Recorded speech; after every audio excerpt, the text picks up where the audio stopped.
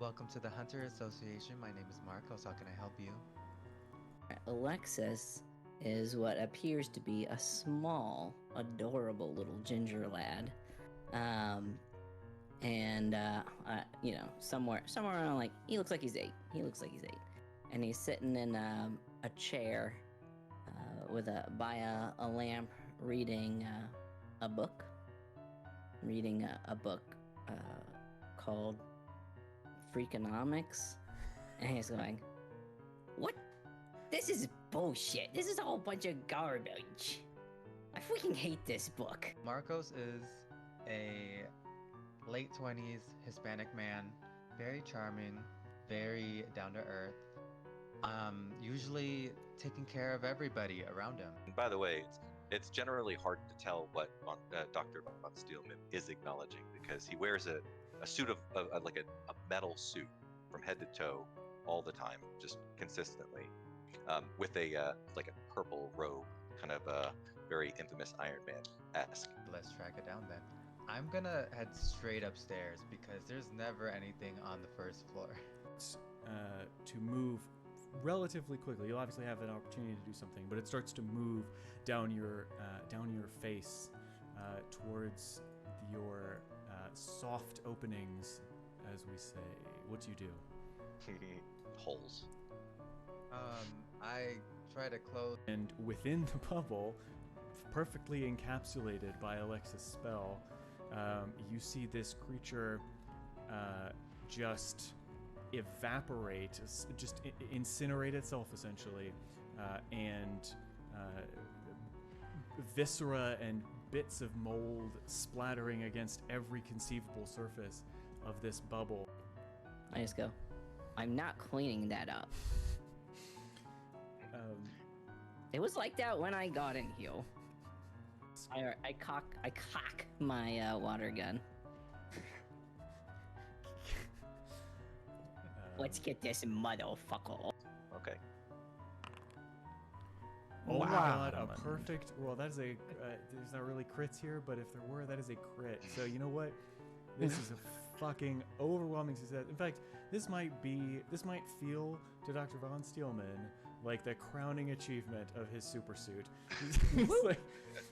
He's like fiddling with a panel on his arm, and the rocket that is usually protruding from there kind of slides back in, and this other apparatus comes back out, and this kind of cryo grenade launches off. Alexis goes, "That was freaking awesome." Yes. Holy shit! It worked. Of course. There's a first for everything as I lead the way. Alexis is, going into a trance. You've probably never seen this before, but his eyes flash with this angry, red energy, and he's muttering words in a language that he doesn't know and you don't either. Like you catch a few words, and it's something like, "I've invited some friends over to play." all of you, the cockroaches swarming up as well, buzzing, chomping, consuming as they go, carrying the body with them. They manage to catch up with this thing. It can't move very quickly. It has been damaged by this the vinegar and such that you guys poured on it. So they can't move as fast. The cockroaches catch up and are biting and swarming all around. "Can we go get ice cream?" Well, you guys are beat all to shit, but We gotta go to the hospital feel first, better. but sure, we can get some ice cream. On the way. I hear the hospital serves great ice cream. Come on. Make sure if you see anything coming, keep your mouth closed. Cover your holes. cover your holes, people. Protect your hole. Protect your holes. Protect PYT.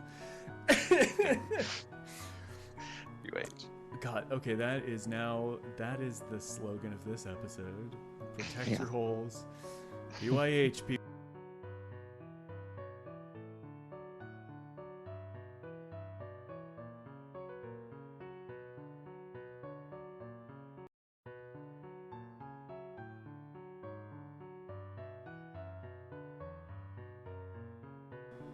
Welcome to the Hunter Association. My name is Marcos. How can I help you?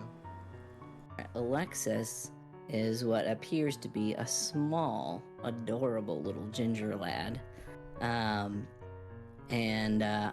You know, somewhere around, like, he looks like he's 8. And he's sitting in a chair by a lamp reading a book. A book called Freakonomics. And he's going, "What? This is bullshit. This is a whole bunch of garbage. I freaking hate this book." Marcos is a late 20s Hispanic man, very charming, very down to earth. Usually taking care of everybody around him. And by the way, it's generally hard to tell what Dr. Von Steelman is acknowledging because he wears a suit of like a metal suit from head to toe all the time, just consistently, with a like a purple robe, kind of a very infamous Iron Man-esque. Let's track it down then. I'm gonna head straight upstairs because there's never anything on the first floor. To move relatively quickly. You'll obviously have an opportunity to do something, but it starts to move down your face towards your soft openings, as we say. What do you do? Holes. I try to close. And within the bubble, perfectly encapsulated by Alexis' spell, you see this creature just evaporate, just incinerate itself essentially, and viscera and bits of mold splattering against every conceivable surface of this bubble. I just go, "I'm not cleaning that up. It was like that when I got in here." I cock my water gun. Let's get this motherfucker. Okay. Oh Wow. my god, a perfect. Well, that is a. There's not really crits here, but if there were, that is a crit. So, you know what? This is a fucking overwhelming success. In fact, this might feel to Dr. Von Steelman like the crowning achievement of his super suit. He's like fiddling with a panel on his arm, and you know, the rocket that is usually protruding from there kind of slides back in, and this other apparatus comes back out, and this kind of cryo grenade launches off. Alexis goes, "That was freaking awesome." Yes. Holy shit, it worked! Of course. There's a first for everything as I lead the way. Alexis is, you know, going into a trance. You've probably never seen this before, but his eyes flash with this angry, you know, red energy, and he's muttering words in a language that he doesn't know and you don't either. Like you catch a few words, and it's something like, I've invited some friends over to play. all of you, the cockroaches swarming up as well, buzzing, chomping, consuming as they go, carrying the body with them. They manage to catch up with this thing. It can't move very quickly. It has been damaged by, you know, this the vinegar and such that you guys poured on it. So they can't move as fast. The cockroaches catch up and are biting and swarming all around. "Can we go get ice cream?" Well, you guys are beat all to shit, but We It'll gotta make go me to the feel- hospital make me feel first, better. but sure, we can get some ice cream. On the way.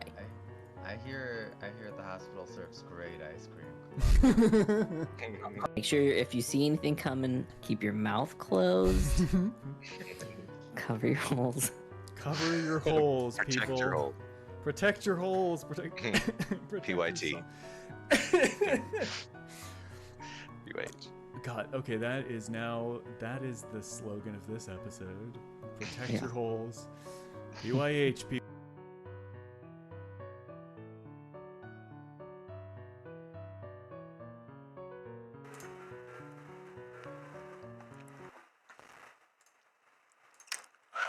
Hello, good evening, ladies and gentlemen, gays and theys.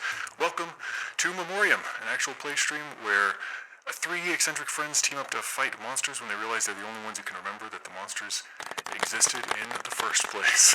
Thank you for the applause.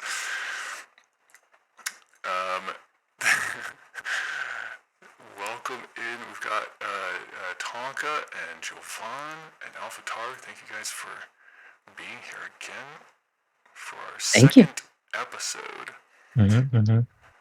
Yes. of Memoriam. I know there was huge demand. Absolutely, of course. Through the fourth dimension as well. Got demand from all over the timeline. No, I've been very excited to do this. I'm excited to be here again.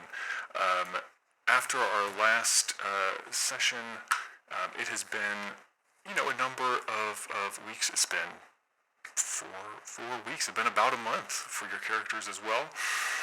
So any damage that you sustained has obviously been restored. Yeah. Which is good.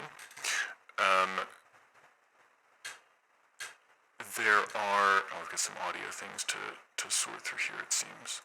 Quite quiet. Yes.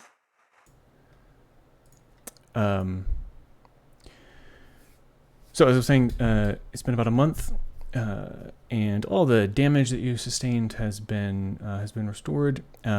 We'll talk through any activities that you all wanted to have performed in the interim. But today, we are opening up our session in the lobby of Ham Sandwiches Express 2. We mentioned last session that the building that the Paranormal Hunters Association of Little Island Cove is situated within is something of a historic strip mall, if you will. There are a number of other buildings, or a number of other establishments in the building, all of whom are struggling in various ways and are paying their, paying tenants to the building, to Dr. von Steelman. This one, von Steelman's actually a part owner because of how poorly this sandwich shop is doing. I think that basically von Steelman had met Dr. von Steelman met with the proprietors and just became sort of enamored with them. They're just very, very interesting people to him. He thought they were really good people, and so he felt compelled to buy in, as it were, to buy into their business. To give some of their background, and actually, let's take advantage of the fact that everyone can see things here, and I will introduce you all to Kazim and Kamal. This Nice is to meet you. Kazim and Kamal Ghaffari, the owners of the Ham Sandwiches Express 2. They don't just sell ham sandwiches, obviously, but that was the sort of primary focus of the establishment when they founded it. They have since, as they were quite young when they did that, and they have since converted. They chose those names, Kazim and Kamal. They are both practicing Muslims, and the irony that they run a restaurant / eatery that predominantly sells a food that they do not consume is not lost on them. But people seem to like it, and they're not too terribly concerned about it. When we open up our sort of the camera pans in to our heroes, the three of you are grabbing a meal. Let's say grabbing lunch, a late lunch. Say it's about 2 in the afternoon. And you all had stopped by for a variety of reasons. I thought it would be fun to open up with giving you guys a chance to shape this world a little bit, or more specifically to shape this establishment a little bit. And so just going from left to right, I guess. So Tonka, pick a number between 1 and 3, please. 1. 1. All right. So at the Ham Sandwiches Express 2, there's a regular that you have frequent interactions with. Who are they? What are their interactions? Just tell me about that person. Mm-hmm. This is your improv class for the day. Yeah. Okay. There's a regular there that Alexis frequently interacts with. I left that vague because it can be any kind of interaction. Yeah. Okay.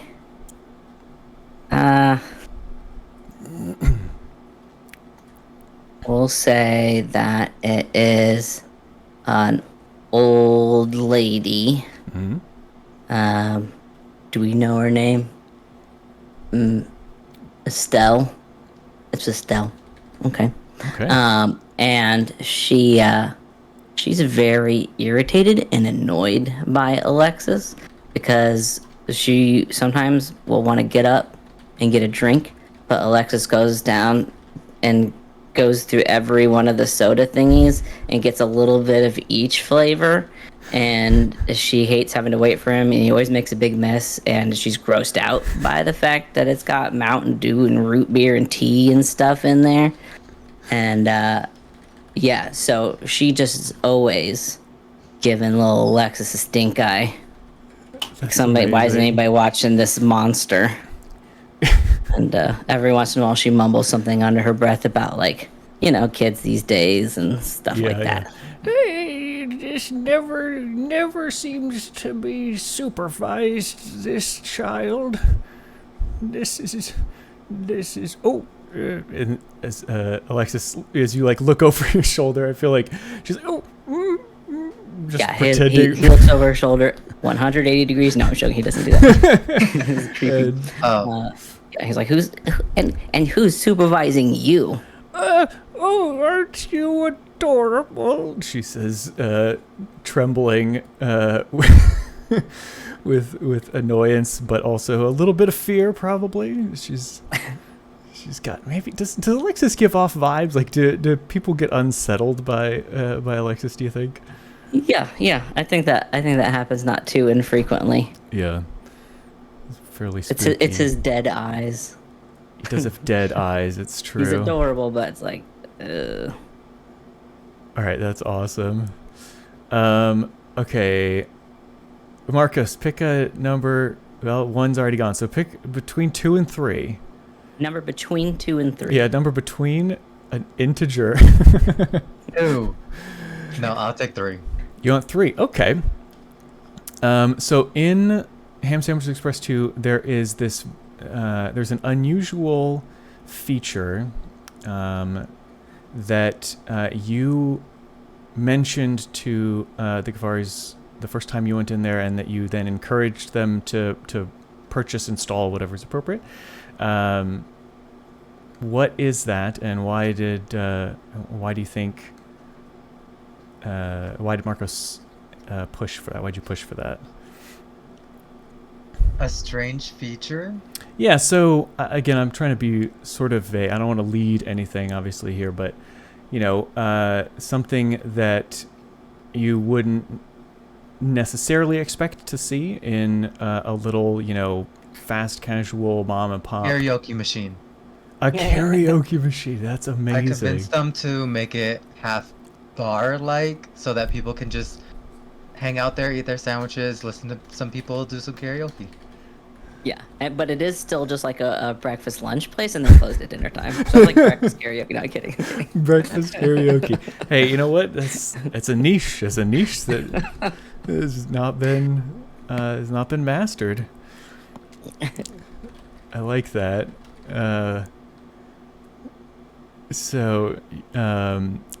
How often is it being utilized? Like, does Marcos use it? Not really. He feels a little bad when he's there and he doesn't and no one else is.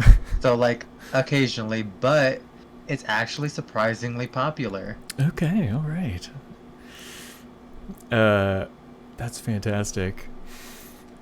So I think then this time there is that you all are there.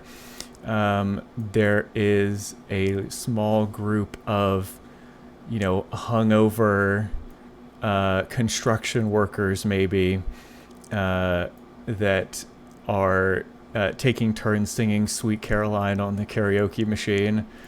Are they taking turns within the one song, or are they No, all taking turns singing the whole song? They just all keep doing it. They just all keep doing it between their sandwiches, and they are they're grading each other. So they have like little napkins they've written numbers on, and they're holding up numbers to score one another. Cute. And they're actually, they're being fairly, there's a little bit of ribbing, obviously, making fun of each other and whatnot, but they're trying to be fair about it. It's not all ones and not all tens. It's a mixture. All right, so Alftar, you've got 2. So there is, I think there's a sandwich or some other kind of item on the menu that has been named after you. So what is that, and what's the story? How did that happen? It's a protein shake. Okay. It's a ham protein shake. Oh my fucking god. Okay, all right. It's just very convenient to eat it that way. Talk me through. What is this, like ham flavored, or is this it's actual ham. Okay. And cheese. Ham and cheese. Yes. Ham and cheese. Yeah, but it's a smoothie. There's some like ice cream in there. Oh, They're on the go. fuck me. It's not a popular thing per se. I mean, is it supposed to be popular? No. Okay. It's whatever. You just convinced them to add it because you do it so often. Well, this is the one that, I mean, you have, of everyone in the group, you've got the most direct path to getting a menu item. I mean, you are a part owner of the establishment. Well, here's the thing. It wasn't really an option. I just put it on the menu, and when I was talking to the other co-owners, I was like, "Oh, don't worry. This is going to be a really big thing. It's going to be great." Does it have protein like powder in it? Yeah, that too. Okay, all right. I like the idea of a sandwich called the Dainty, named after your little guy, but it's like this monstrous, huge, like a foot-long club sandwich, but it's called the Dainty. That's the challenge. That's the challenge item, Yeah, right? The thing like every diner has to have. If you finish it. Yeah, if you finish it in 30 minutes, you get it for free, and you get your picture on the wall. That's the Dainty. Yep. All right, that's amazing. So, yeah, Von Steelman, I guess you're kind of sipping from the. Is it called the Von Steelman? What's the shake called? On Squealman. Sorry. That's pretty great. Okay, the Von. That's good. That's good. The Von Squealman. So you're sipping away at a Von Squealman, talking sort of on and off to Kazim or Kamal. They're equal partners in the business. So they're always one of them was running off to do something, but just kind of chatting with them about how things are going. For the Paranormal Hunters Association, things have been going pretty well. Your report to Leonard after fighting the moss creatures was quite successful. He was very satisfied, covered your expenses, and gave you hazard pay as well. You made more from that one job, really, than you have made for several months, at other times. You've had a couple of other gigs in the interim. And Leonard hasn't gone away. He's stayed in touch. He sent referrals your way periodically, but he hasn't come back or anything. We also mentioned at the end of the last session, we talked lightly about the correction that occurred. So the thing that happens when these creatures are defeated is that everything goes back to matching with the expectations of reality, the rules of reality, including everyone's memories of the situation. And so when you went to report to Leonard, he was had already been made aware through his contacts of the terrible circumstances, but quite mundane, of Stacy's murder, which is how that will be remembered in perpetuity for the duration of history. That Stacy was murdered by some drifters, and that was pretty much the story as far as everyone else is concerned, everyone except for the three of you, it seems. Today, as you're kind of sipping on that and chatting with Kazim, who happens to be the person who mentions this, he says, "Sorry that we are so busy today. We took on some new help a couple of weeks ago, and it's just crazy. She was actually killed actually yesterday. We're just trying to." Oh, I'm sorry to hear that. Yeah, it's crazy. Crazy actually. I'm getting to the bottom of my cup and slurping it.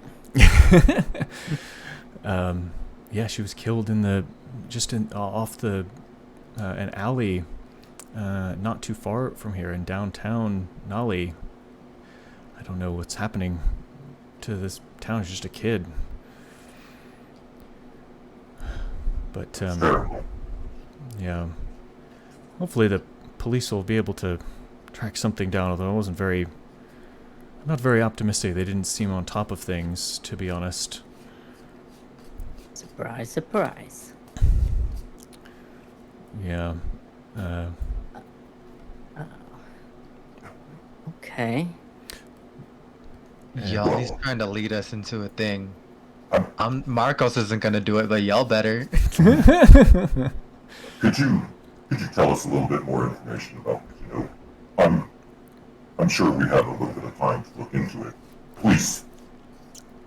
Well, Well, it's your words, dainty, not mine. But you're not wrong. It's the craziest thing. She was closing up after we had a karaoke event last night, and very, very successful. And Marcos, thanks again for that tip. And she was closing up, taking out the trash and everything like that, and she just I don't know, she was walking home or something, but they say that she was mugged, but obviously we haven't been able to see it or anything. I'm surprised you didn't hear the sirens or see the sirens or anything. I think they might still be there. I'm not sure.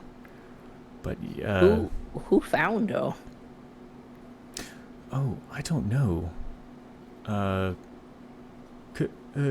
Kazim, do you? She walks over, or she's walking up as he says that, and she says, "Oh, I think there was someone was walking their dog or something. I'm not sure, and called the cops, but didn't stick around. I guess I don't know. They've been here a couple of times to question us and see what we know, but I told them all I've got is the voicemail. I don't know anything else. A voicemail? Yeah.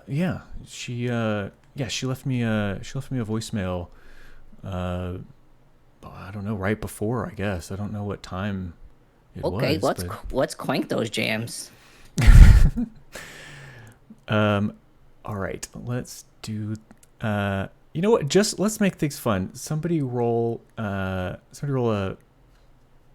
investigate a mystery. Theme is in my way. Yeah, Kamal's in my way. Has to be one of the smart boys. Yeah. Oh, I can close it here. Yeah, you can always close that. I don't got any sharpness, but more importantly, Marcos is desperately trying to ignore the situation because he knows exactly where it's leading. What's he doing? Is he just eating? Is he just like? He's turned the complete opposite way. He's watching the people doing the karaoke, singing and pretending that he can't hear over the music. He even moved a seat away very sneakily when the murder got brought up. Okay. He's trying real hard. I whisper over to Von Stillman and I go, I think Marcos did it. He's acting real strange. We'll consider it. Oh no. Oh, that was. All right, you got a mixed success, so you get to hold. So I think what we're gonna do then is, if I can get this to work, I had some trouble with this playing audibly. Everybody is confused by the changing voice of Alphatar's character. It is two different entities, right? Yes, You got your Alphatar. unicorn. Yeah. Von Steelman is a unicorn and a person. All of the Well, same no, time. Von Steelman is just a guy in a robot suit. Yeah, true. Dainty is an artificial intelligence toy. Yes, a little adorable robot who reminds us to protect our holes. Right. So Kazim takes out her phone, presses a few buttons, puts it up to her ear, presses a few buttons, puts it on speaker, and you hear... First voice message. Hey boss, it's Emily. Listen, something really strange just happened and I wanted to give you a heads up. I was taking out the trash I don't by hear the anything. dumpster, the usual routine, when I saw something really Yeah, I weird don't running hear down the either. street. I mean, seriously bizarre. It was like a All right, you didn't hear that? I just unmuted your stream and I could hear it there. Oh, it was on stream. It's on stream, but not... So you could do that again and then we can hear it on the stream. Okay, make sure that your Chrome window for Foundry is unmuted, because I had mine. That was the problem for me. It like auto muted because it's an unsafe. My tab's not muted. No, the. Maybe my I phone. don't know. Doesn't seem muted. Okay, all right, that's fine. So I will hit play on that again. first voice message. Oh, I Hey think that boss, happened. it's Emily. Listen, something really strange just happened and I wanted to give you a heads up. I was taking out the trash by the dumpster, the usual routine, when I saw something really weird running down the street. I mean, seriously bizarre. It was like a massive animal or a person in a costume or something. I know it sounds crazy, but I'm going to take a quick look. Maybe it was vandals or something. Anyway, I've got my phone with me, so I'll try to capture some evidence if I can. I'll keep you posted. Wish me luck. So, I mean, that's it. That's the last I heard from her. I don't know. It's kind of It's a creepy to big hear. animal. It's kind of creepy to hear her voice, knowing that she's gone. Quite. Hmm. I think we need to go there and take a look around. Yeah, if there was let's go. something that looked like a big animal, somebody else saw it. Very true. Oh, that would be amazing if you guys would do that. I know, you know, Kazim and I we just feel terrible about this. Well, if you go, you can go through the out the back, and she, I think she went north, out of here, down the road, and they said they found her in an alley. So I think it's in that direction. All right. Marcos, would you join us? He's already walking. Doesn't even answer.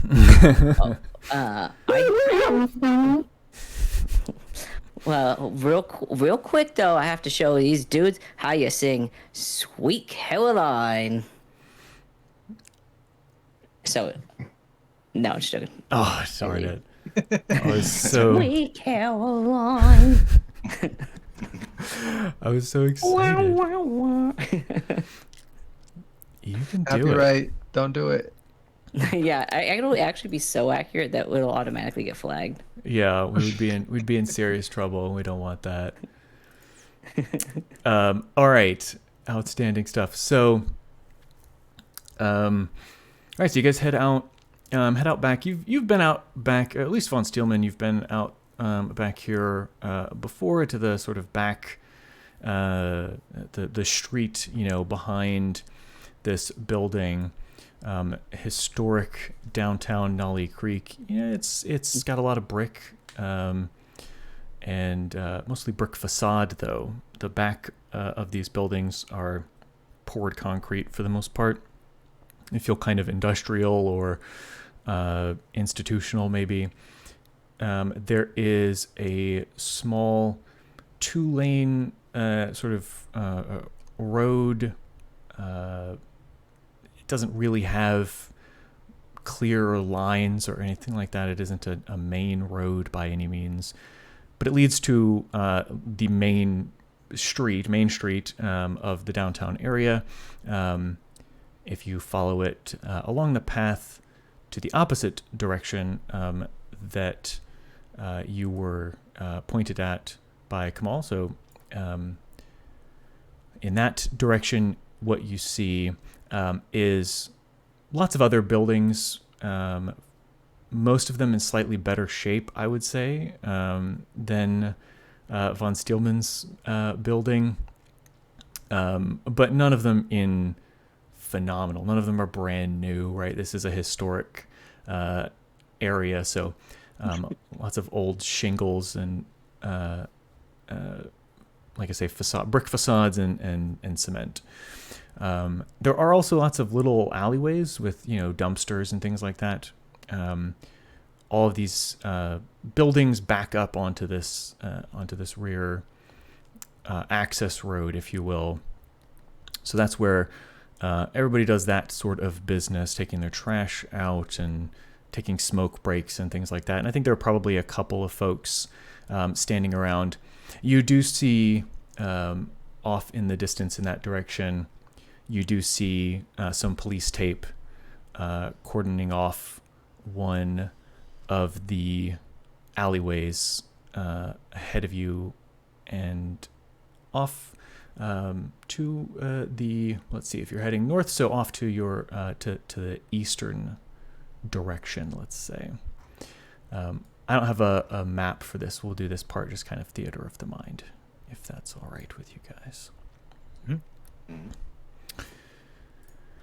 All right. So yeah, you're standing out back there. and you see a couple of folks taking smoke breaks from whatever establishments they're in, and then you see that police tape off in the distance. It's about, say, 200-300 feet away. Do we see like law enforcement presence there or anything like that? Or is it just taped off? Not from where you're standing. You don't see. You can't quite see down the alleyway. It's kind of forward and then off to the side. So from where you're standing, it's hard to see. Marcos goes straight to the crime scene.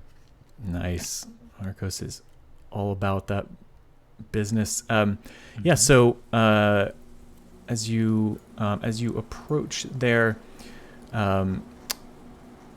you do see standing behind on the other side of the tape, the crime scene tape.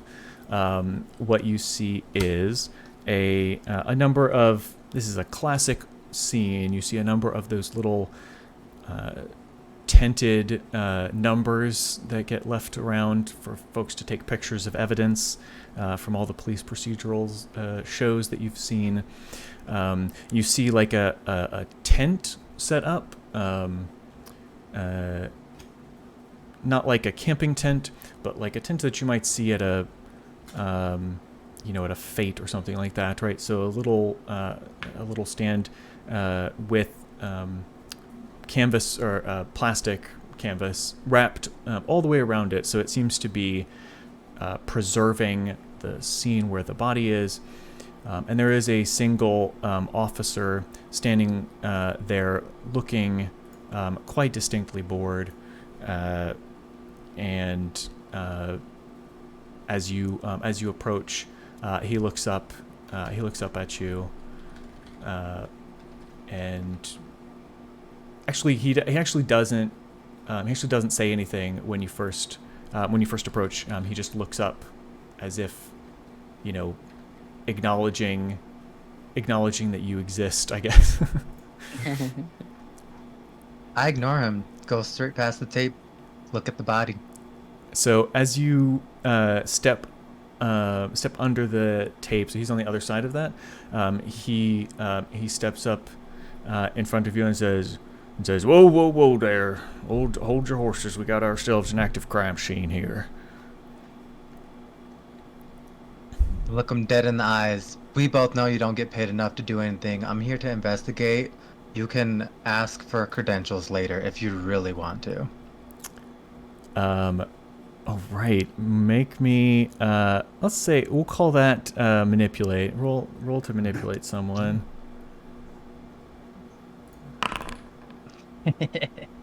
I love my +3. Would you? Why is that? Oh, you got a 10. Oh, perfect success. Okay, so, so with that, they'll do it, and for the reason that you gave them. If you ask too much, they'll tell you the minimum it would take for them to do it. So he says, oh, hey, I mean, well, you're not wrong that I don't get paid enough, but also I don't want to lose my job. So for both of our sakes, and he reaches into his pocket, or not his pocket, into his belt, and he takes out some gloves, like some latex style gloves, and he says, "Here, you want to put these on if you're going to go and check things out." No problem. I'll be in and out. Nothing touched. Nothing harmed. Thank you, officer. I appreciate you. Oh, Jesus, what the fuck is you? He says, "Oh, yeah, I mean, all right. Is he with you?" He's pointing at Von Steelman. Oh, good Lord. Oh, He's something of a medical examiner. I turn to Alexis, though. You might want to ask around a little bit. Oh, Whitey. Are there other folks around? Or other potential places to be? So there is this gentleman, and then there were a couple of folks taking smoke breaks as well. those would be the ones you could that you immediately saw in the vicinity. Okay. I'll let you decide which ones will continue. You want to keep going with inspecting body? Yeah, we can do Or- that. We can roll with that, and we'll come back to Alexis in a moment if you're staying outside. All right, so Marcos and Dr. von Steelman, you head under the tent, kind of part the flap. Inside, you see a pretty grisly sight, actually. This body is pretty torn up. She's got big chunks missing from her midsection, and her limbs. One of her arms and both of her legs are sort of twisted at an unnatural angle, as if they've been broken or ripped out of socket or something like that.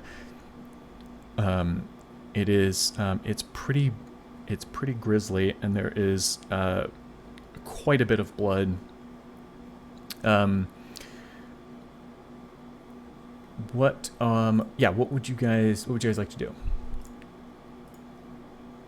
I'm looking away. That's really gross. And I say I can guess cause of death. I would get close to check that. You are the medical examiner. Yeah, I think just kind of get close and try and see if I can figure out some more. Obviously, things have been ripped apart. Clearly, it's not human. Whatever happened. So, ascertain to the best of my ability, I suppose. Yeah, so I think that's investigate a mystery. Sounds like so. Let's do that. Ooh. A 7. Okay, mixed success. So you can hold 1. What happened here? What sort of creature is it? What can it do? I think are probably the most obvious. But if you've got another pitch or another question in mind, I think that makes the most sense. Like, what could possibly have done this? Yeah. Well, it's definitely something very strong. Something that is capable of a great deal of brute force, you'd think. Looking at it. It also it strikes you that it's very unlikely that anyone would think that this was done by a person, because the wounds are there are puncture type wounds, but they are not clean. They have like very ragged edges. The edges of the wounds are quite ragged. Apologies for anyone who's squeamish. They don't look like it was made with a blade by any means, or if it was a quite dull blade.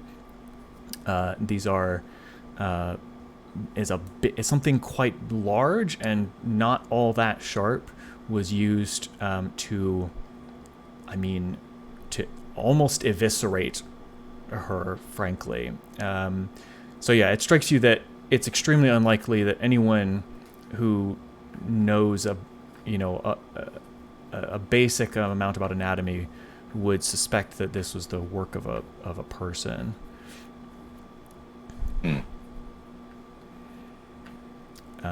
And like I say, the main thing that you can glean is something that was pretty large, probably about the size of the average adult human's leg in its circumference, and not particularly sharp, but used as a piercing sort of implement, or to do piercing damage in D&D terms, and went clean through her midsection.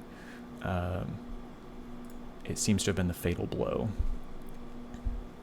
Well, whatever it was, it's very strong. I don't know if we're going to need to create a trap or something, dispose of it, but I don't know if we're going to get paid for this one, gentlemen. Oh, sorry. Sounds like this thing can cause a lot of damage. Money or not, it sounds like we have to take care of it. Yes.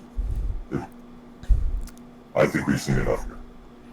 All right, so we'll cut back to Alexis. What's Alexis doing while they're looking at this corpse?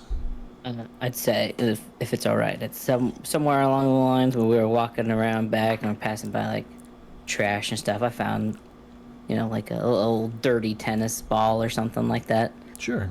And I was just playing with it, and then outside there, he, kind of pretends like he drops it, and it's rolling towards the people that are outside on their little cigarette break, and he chases after it with his little angelic giggle, the kind that should be scary, yeah, it rolls up to their feet, so not sure what they do there. Okay. So one of them leans over and grabs the ball. It's a guy. He looks to be maybe in like his 40s or so, and he's got like a dirty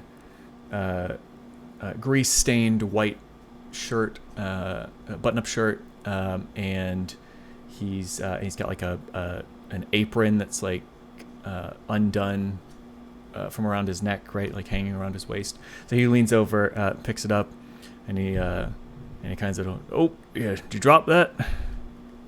Oh, thank you. I'm sorry about that. Hey, what's going on over here? He asks while also, investigating their mind. Oh yeah, with your telepathy. Yep. Okay. So go ahead and roll and investigate a mystery.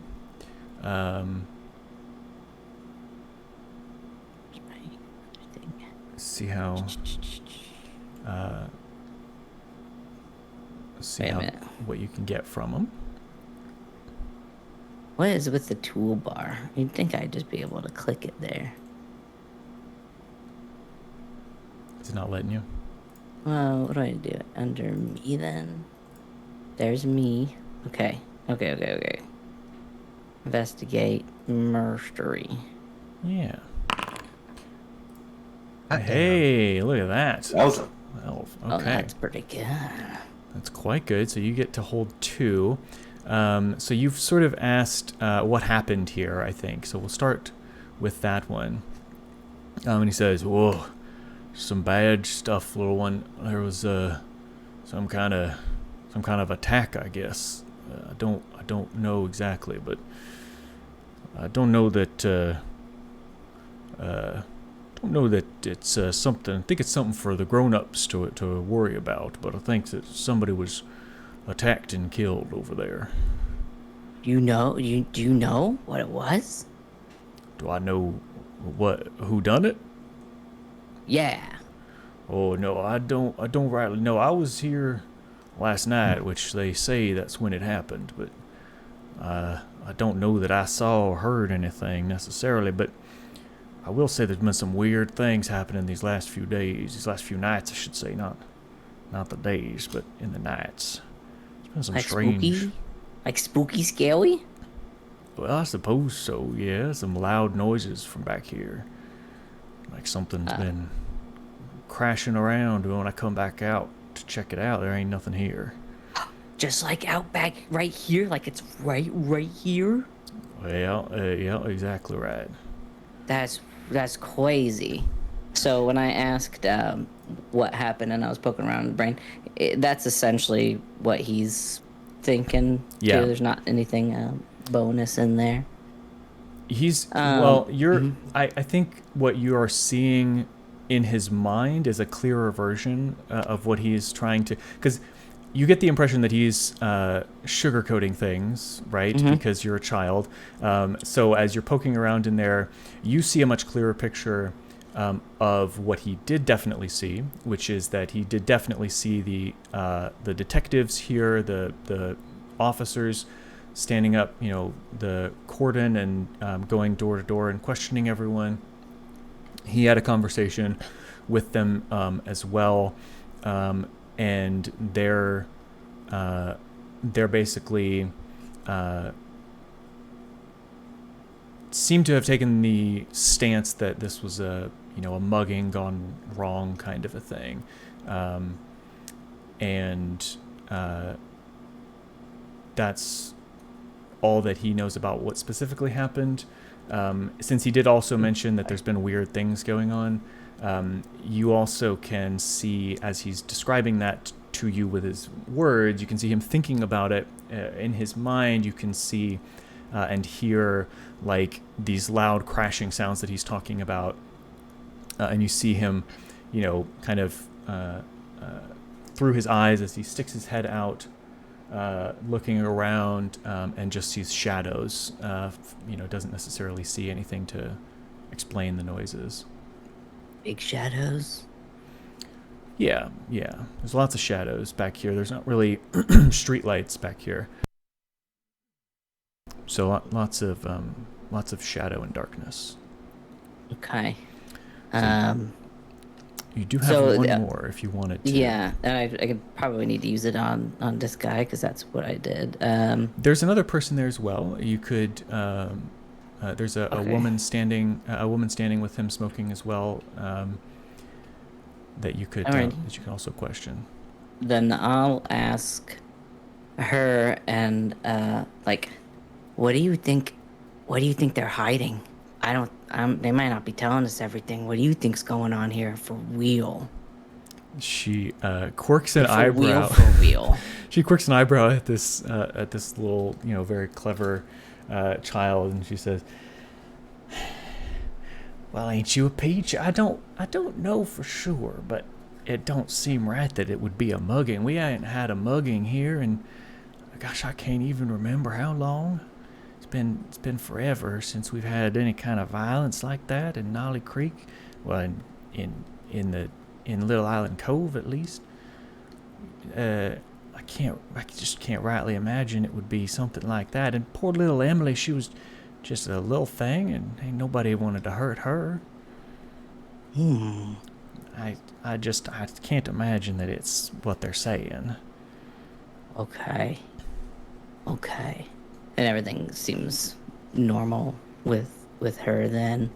Yeah, you also get in her thoughts. You also get some flashes of those same kind of investigations.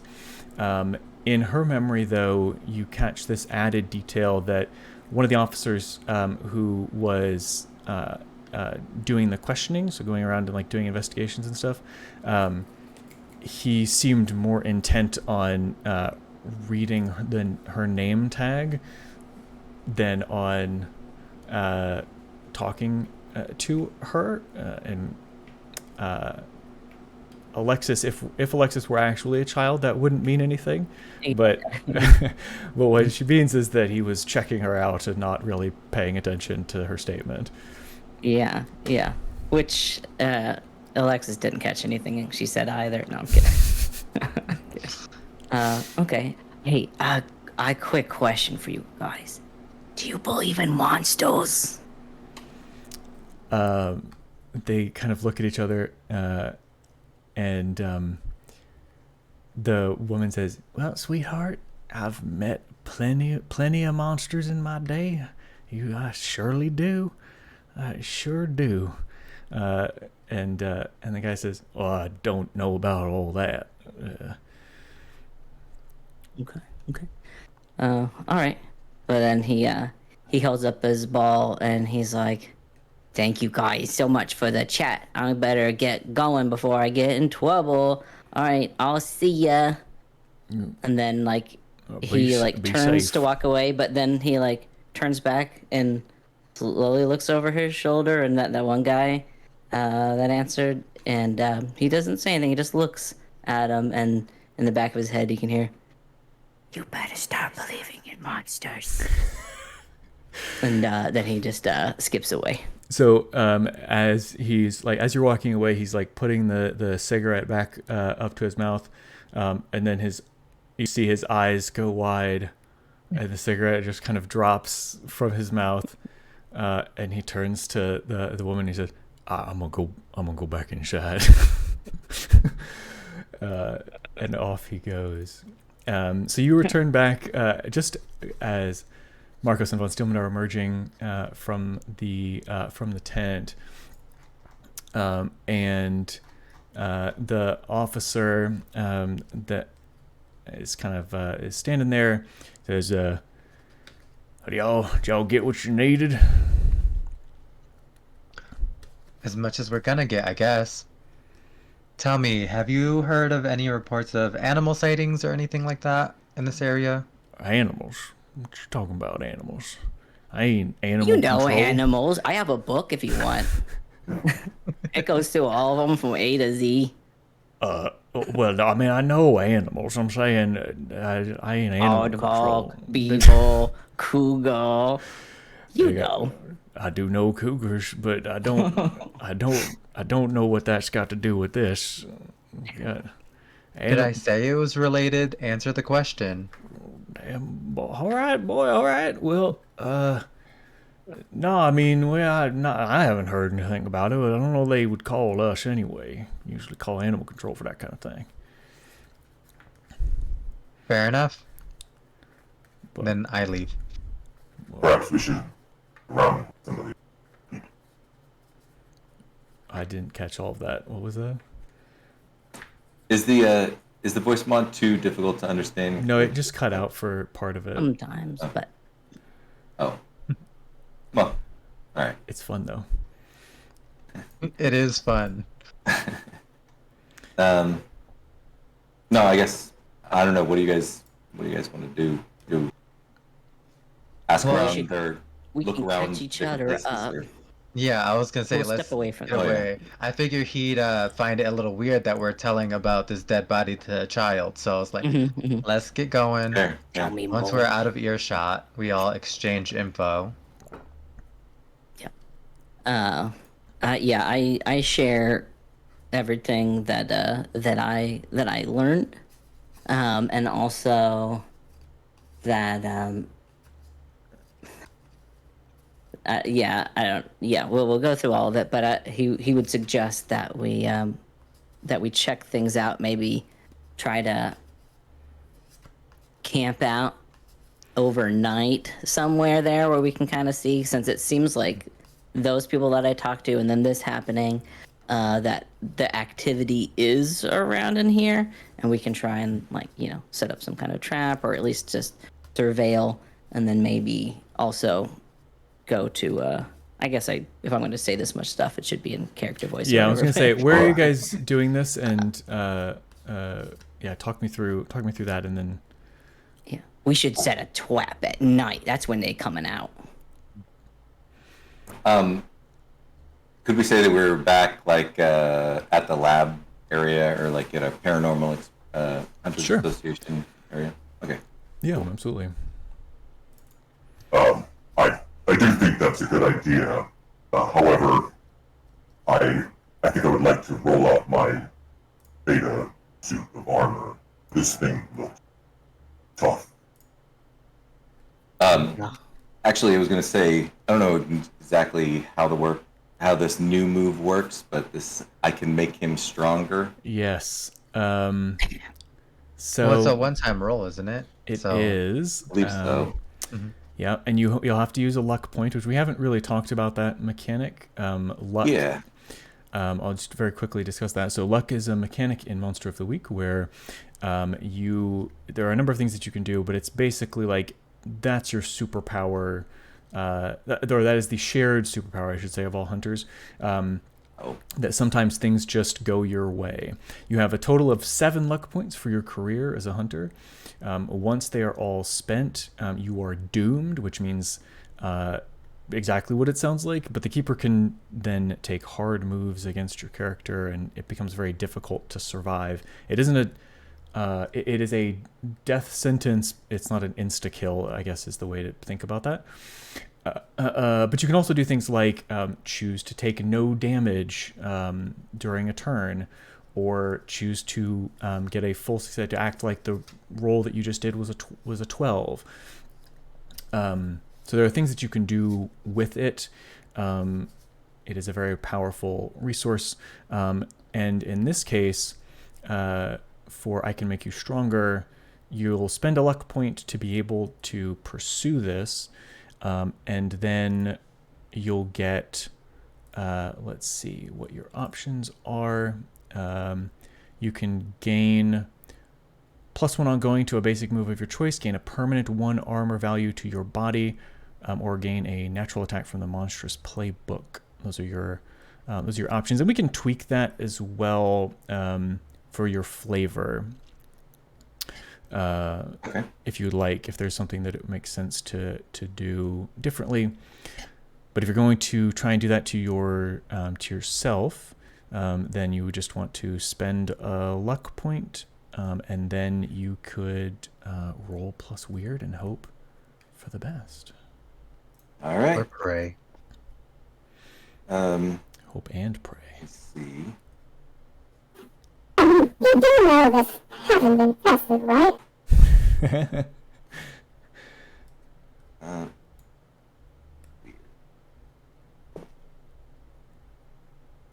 Mm, Boy, I hope. I'm crossing my fingers for you. I don't know why I'm not just. Hold on. Oh, here we go. It could have been worse. Okay. Alright. Oh.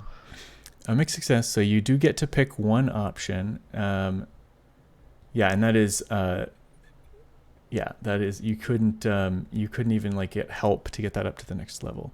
I'll also say that since we just talked about it, it is technically an option. You could spend a luck point to make that a 12 if you wanted to be able to pick from 2 of the options. But I see. But yeah, just because we were on the subject of luck, I don't want to influence you. So, Well, if I have to spend a luck point to do it, I mean, for mechanic, if I wanted to do it again, I'd have to spend another luck point anyway. if you wanted to do it again, yes, you would spend another luck point regardless, and then you would also have to change your playbook to monstrous. So I think if you Change the playbook to monstrous? Ooh. Yeah. You'd be a whole new class. that's Hey. what it says. Yeah, is that you've modified yourself so much that you change your playbook. You'd probably lose all of your mad scientist abilities, though. Oh no, we can't have that. Yeah. No, I'll just do increase the armor 1 piece. Okay, you gain. Von Steelman doesn't want to get torn apart. Yeah, that makes good sense. So you gain permanent 1 armor value to your body. It says it does not stack with armor, but you don't have armor anyway. I mean, you have armor, but you don't have in-game armor. So Von Steelman, you've tinkered with your suit. Fuse. I think maybe it's like cybernetic now. Like you've fused it in some way because it says it's with your body. Yes. So you are now.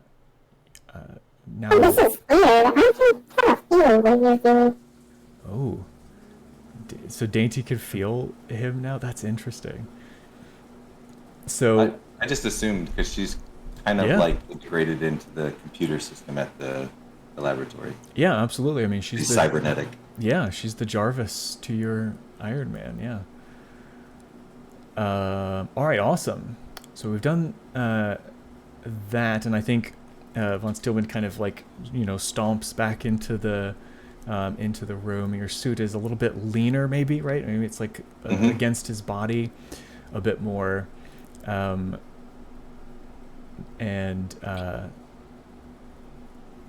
what You have look different. Did you get a haircut?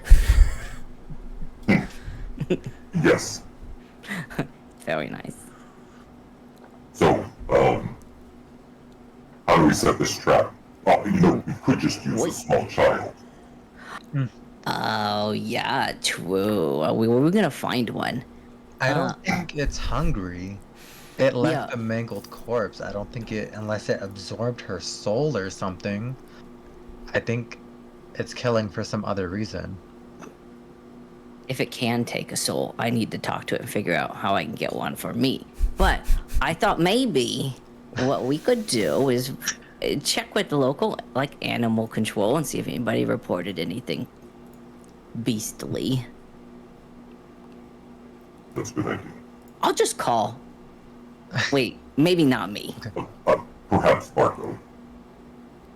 Sure, I could do that. I'm gonna use a move, but Marco says first, Alexis, you do a bunch of your paranormal magic investigation. See if there's any kind of creature, maybe even like a creature brought by somebody, summoned, I guess. I don't know, whatever the magic stuff is. Look into it. Steelman can tell you all about the types of things that it did, or the type of body parts it might have. Steelman, you should do the science part of that. Figure out what kind of creature it could be, but more importantly, what kind of trap might hold something potentially as big as a bear. I'm gonna go talk to one of my associates. I recently learned that manipulate someone can be used on hunters, and I can give you guys a +1 and experience. So I'm gonna boss you around a little bit. But also after our near-death experience, Marcos is ready for legit shit going down still. So he's a bit more serious. Yeah. Love it. Yeah. Should I roll separately for Yes. the two of them? Yeah, go ahead and roll. No, we'll treat them as we'll just use one roll for both. That could be either really good or really bad. Hey! Total success. So what that means on a 10 plus, if they do what you ask, they mark experience and get +1 forward. So Marcos is gifting you all an advantage and the opportunity to gain some XP. If you do what I told Awesome. you to. Yeah, what you manipulated them into doing. Which Definitely I do do that. consider it manipulating. Even if they were gonna do it, I'm manipulating them into doing it by themselves while I go. You know. That's fair. That's fair. And hey, nobody will say no to experience, right? Yeah. All right. Cool. So then, Marcos, let's do Marcos's visit to his associate. So I think the order we'll do these things in is we'll do that. We'll come back for Alexis and von Steelman's investigations, and then we'll do the phone call to animal control with Marcos as well. So we're ending on an investigation thing. Okay. All right. Where does how's Marcos interacting with his associate? I used all my good rolls. This is gonna turn out bad. As long as you're okay with it, I really do prefer rolling first to see how good it is to determine where we are and like what it. we're doing. I like it. Go ahead, give us that bonding time. All right. I okay. knew it. It's mixed success. Sorry, everybody. No railing today. Let's see. I think we'll be meeting at Marcos's apartment. No, Okay. condo. It's Oh. something relatively isolated, but Okay. small. Anyway, We'll so say condo. we'll say that Marcos has a condo. I think that it would make sense for a place like Nolly Creek that a lot of apartment buildings were converted into condos, and then weren't sold because of the economic conditions, and so there's probably some affordable real estate for folks, and so you could, have purchased it. You could you could still be renting. I mean, they could have converted them into these really nice condos, but still be leasing them out. So yeah, you've got some options as to your abode. Pretty nice, chill condo. Not terribly small. There's obviously been a decent amount of money that went into it. It's a moderately expensive one. Anyways, we're kind of just hanging out there. We already had lunch, so we can't be eating. Maybe watching the news. I'm like half investigating, right? I'm leaving it on to like pretend that I'm helping, but we're just chatting. I am venting about how I saw a disgusting mangled body, and it was one of the worst experiences of my life. I hate it. Oh. And that's exactly why we're not railing, because obviously I'm not in the mood right now. Yeah. So I think while you're talking about that, you guys are kind of sitting on the couch with the TV on, and when you came in, I think Rowan was probably in like, track suit type pants, like a velour pants, and just kind of like just kind of reclining on the couch. But very quickly saw from your expression that you needed to talk, and so when you're like describing the body, he's kind of nodding and it's, that sounds terrible. I'm so sorry. It's kind of one of the first bodies that I've really seen, especially like that, so I might need therapy after this one. Well, you probably will need a lot after many of the adventures that you're going on.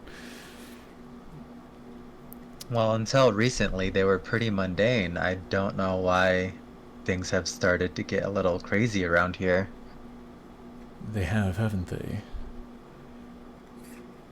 They've been getting crazy on our side, too, actually. What do you mean? Politics. Boring shit. They just... conflict.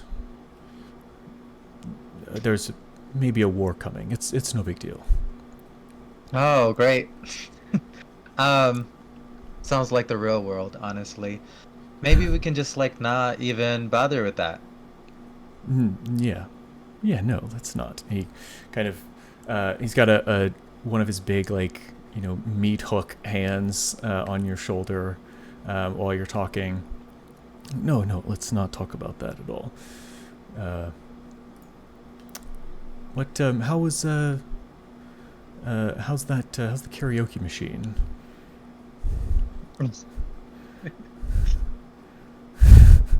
We could cut it there. That's the whole thing. This is getting silly. I was gonna be like, that's enough. We make out now. That's all. All right. We make out. It's great. You enjoy it. It reduces your stress points by 3. No, that's not a thing. Back in headquarters now. So, Alexis von Steelman, you've been doing some investigating, I suppose. What kind of stuff you've been working on? Well, Alexis is on the computer, as all these little kids do, and he's typing up into the search, big, and then he types a B, and then he types really fast to make sure the autocomplete doesn't show anything, and finishes the word beast. And then big space. Beast. And he goes to some of his forums where people discuss sort of paranormal-y kind of stuff, a lot of conspiracy theory kind of places, and is just looking for any recent chatter about big monstrous beings attacking as of late. Yeah. Any posts like that? Yeah. You can go ahead and roll. I guess this is investigate a mystery. While you're doing that, obviously, with cryptids and things, giant monsters, giant animals are a big feature. So there's quite a bit to sift through. I think the role is to determine what are they talking about. Yeah. He is keeping it as much as you can, as local as possible, but that's a small pool. Where is that thing? Investigate a mystery. Wow, a total success. You get to hold 2. I go, I'm all that Yeah. kind of crazy hacker shit. Just masterful, yeah. Pressing the home row keys over and over again, like Yeah. I see a hacker post that looks good, and profession. I'm like, enhance. Yeah, See zooming the in. reflection on their post. Okay, so then what are those things I get to hold? If you click on the thing in Foundry, it should. Yeah, I've give got you the. those. Okay. Okay. So what happened here? What sort of creature is it? What can it do? What can hurt it? Where did it go? What's it going to do? I want to do, what sort of creature is it first? All right. So on the forums, as I say, big monsters, right? There's always talk about these big animals, monstrous creatures. Nessie is a good example. All the various Sasquatches It and might things be like Nessie. Well, Nessie's not. that. Yeah. That'd be great if it was Nessie. It would be. There are a few that are more proximate to Denali Creek. There haven't really been like Sasquatch or Bigfoot type of stories. There have been stories about big creatures. There are lots of bears. Marcos mentioned bears. There are lots of bears. People talk about big bears. I feel like a couple of Alexis forums have intersection with like hunting groups and things like that. And there's talk there as well about, giant boars or, giant deer and elk and things like this that they like to, try and hunt. Bison are occasionally mentioned. One person tells this elaborate story about how they saw a moose that was so large that they were able to drive their car under it, and just scraped its fur, scraped over the roof. So lots of stories about big animals. Of those, maybe the bison, potentially, right? Maybe a big boar potentially It'd be would that fit. cocaine bear. A big cocaine bear potentially. Yep. And let's see. I think those are probably the ones that stand out to you, given the wounds that von Steelman described to you. So you said kind of boar-like, or what was the other? Or like a bison, something, right, that is pretty strong, and has, like horns for goring and things like that. Okay. Yeah. Big, scary mammal, 4-legged mammal critter. That seems to be what the folks are chatting about. All right, I go check my Truth Social while I'm online. Just kidding. While you look at your Truth Social, there's another post from someone local, actually, that is specifically talking about pigs, about big old pigs. Yeah, they talk about the big old pink pig a lot on Truth Social. He's talking Orange about pig. He's talking about asking if anyone has ever seen a giant pig. Basically, it's hard to understand because there's lots of typos and misspellings. But Is this man bear pig? it's not the man bear pig. No, nothing quite so nothing Eloquent. quite so yeah, eloquent. No, nothing quite so devastating as the man bear pig. It's just he's just talking Hidden. about a giant pig. Does he have like a little green notification thingy next to his name that indicates that he's online at the moment, or they, or whatever? I don't know if you said, but I did say he, yeah. okay. Is it? Do they appear to be online? Is he? Um, So I was thinking about sending a message. yeah, he is. Yeah, he does have. He does have a little indicator that he is that he's online. Okay. I type up a message, say something along the lines of, "Hey, I think this big pig is here, attacking folks. What else? Or let's see here. I can probably ask one of these questions. Oh, what can it do? Yeah. Well, you could Guess start. I'll ask. You could start just opening Ask my the. second question. Yeah, hold the question. I think, and Okay. we'll kind of They're like, hey, I think it's been attacking right here near us. Okay. So Yeah. there's a pot. You see the little. I don't have Truth Social, but I'm gonna pretend like it works the same way as other things. No, okay, no, I don't want to to. make a canon that he's actually checking his Truth Social account. No, it's in Truth we're- Social. It's too late now, and you see the little like Right. dot. Not the real life one. It's a paranormal one because it's the truth, the hidden truth. Yeah, it's truth.social. Yeah. You get a lot of confused people in there, so some people are talking about like Nessie and stuff, and then somebody else comes in and talks about, the rigged election and whatever. Yeah. Yes, and only one And of sometimes those is they're real. talking about what they're putting in the water that makes the frogs gay or whatever, and it's just like a huge overlap. Yeah, there's a lot. There would be a lot of overlap, for sure. So you see the little dot of a reply. It's there for what feels like an eternity. Probably is in actuality, from the timestamps you can see, is only 3.5 minutes. And then you see a little reply pop up. And it says, again, with lots of typos and misspellings and things, it says, "What do you mean? Where is there?"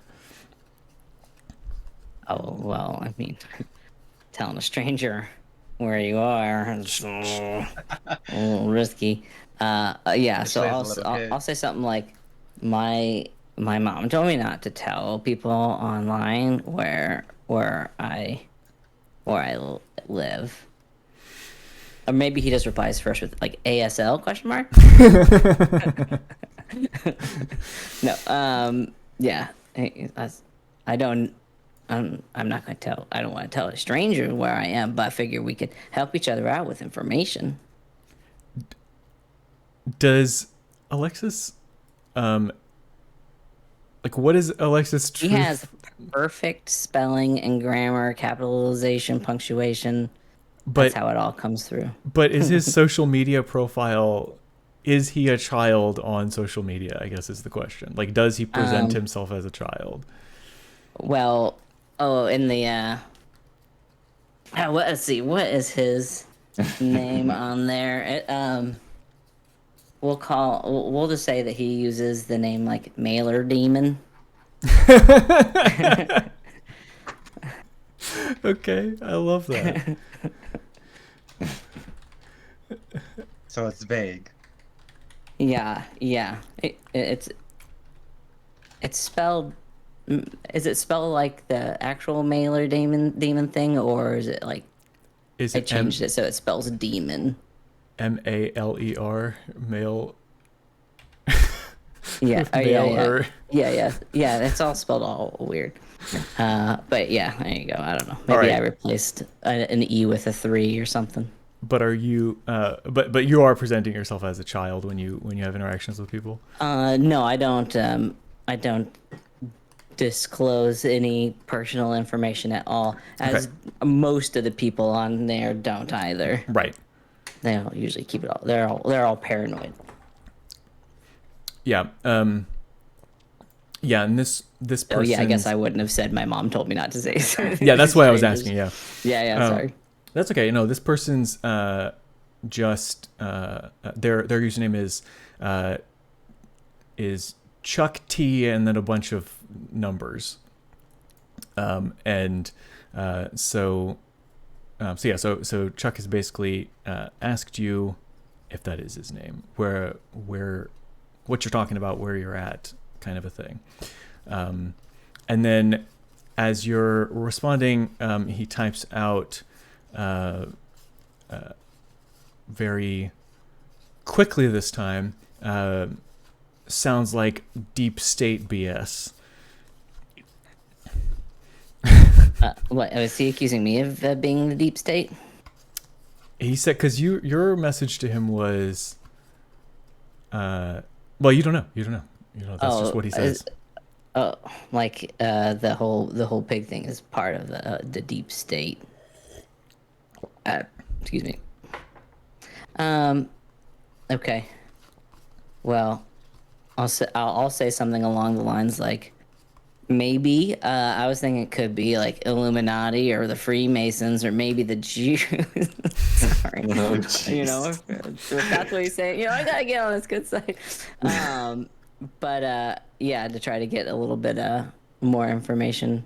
I think Alpha Taru's camera is frozen, or he's just really contemplative. Oh yeah. No, it is frozen. You're right. Oh no. But it's a great really headshot to freeze on. I update my profile picture now. I know what my profile picture is. Yeah, right. But yeah, so you know, he's just trying to so he shares some information. It's like, okay, here's what I know. People have seen or kind of seen a large shadowy thing at night that causes a lot of commotion. That there has been recent attacks on people, and everything indicates that it is something large and beastly-like. And I say either a boar or a bison or something along those lines. And so, you know, sounds similar, and didn't know if that would be helpful to you, and if you have any helpful information for me. And specifically, you know, I can ask, you know, what can it do essentially? Like, what have you heard about what this thing we all does? switched. Oh, I'm Marcos I know, now. we all switched and you're around. doing- all right, take it away, new keeper. Yeah, because Imagine. because the orders all switched. That's funny. Let's see if I can unscrew that. There we go. You're back. You're muted, I'm a but you're llama back. again. Can you see me? Yeah, you're good. Can you hear me? Yeah. Yep. Sorry. All right. So you have you kind of, you know, posited. You've put this question to him. Now, is this one of your holds, or are you still just kind of chatting? I guess I can hold off on it just in case something could come. Yeah. Up. So so he I think he takes like a long time again responding, and when he finally hits send, it is put it all. We won't go into all the details, but it's similar to your to Alexis attempts to ingratiate himself. He talks a lot about certain religious and ethnic groups that run the world, and is very it's very unpleasant stuff for I imagine for Alexis to read. But yeah, he basically goes off on like a conspiracy rant about how, you know, that's probably the adrenochrome being used on the, you know, the gay agenda or what. It's just a like a crock pot bomb full of nonsensical far right conspiracy theories. Yeah. Okay.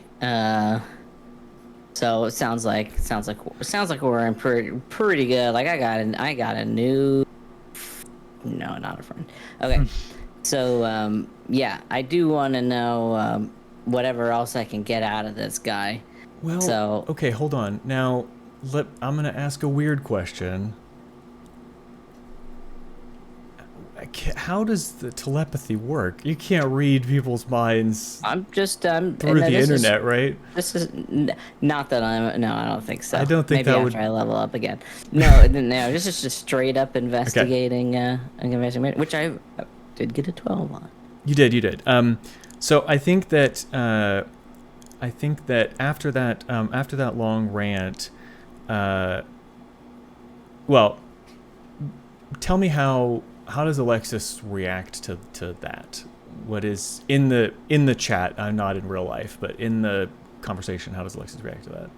Yeah, well, that person's sounds like he was, bouncing off of the things I said. So rather than doubling down on those things that, it's like, oh yeah, it could be these kinds of things for the reason why, it's like, well, I'm at the moment less interested in why this creature exists and more interested in what this thing can do, since it seems to be causing some chaos here.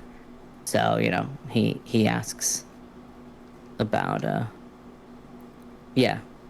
whatever else he knows about the creature itself, and that way, if we can, we will take it down and stick it to the lizard people that are trafficking our children.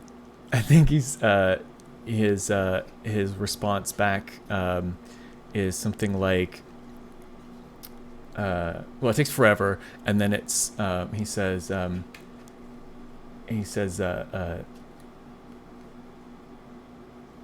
don't know how to kill whatever that is. I know how to kill a pig. I'm a pig farmer. I do know how to kill a pig. But does he leave that floating out there, or? Yep. Oh, okay. Okay. What's your advice on taking care of a hog? He sends you a very graphic video of him doing exactly that, and so now you can see this cat, which here he is. Oh boy, Chuck Tuttle. So you can see him. He puts, in the video he has this.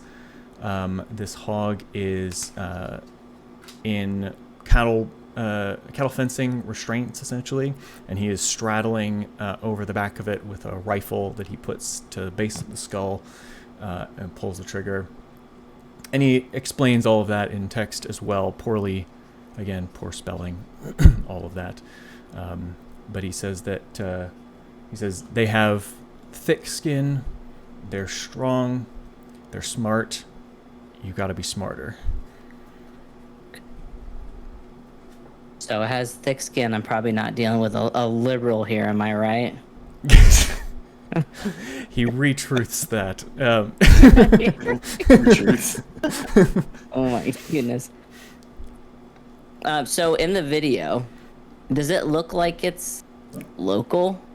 Like, do I get any indication that it could possibly be around here? It could be, yeah. I mean, it's not a wide angle, well-produced shot or anything. It's like he kind of set his phone on a post and went and did this and then went and picked it up again. That's the video that you see. So you don't get a great angle. You just see him and the pig in the foreground, and that's kind of it. But it certainly could be. And he was talking about it in Truth. I don't know how Truth's social set up, but he was I talking don't about actually it know either. in a thread.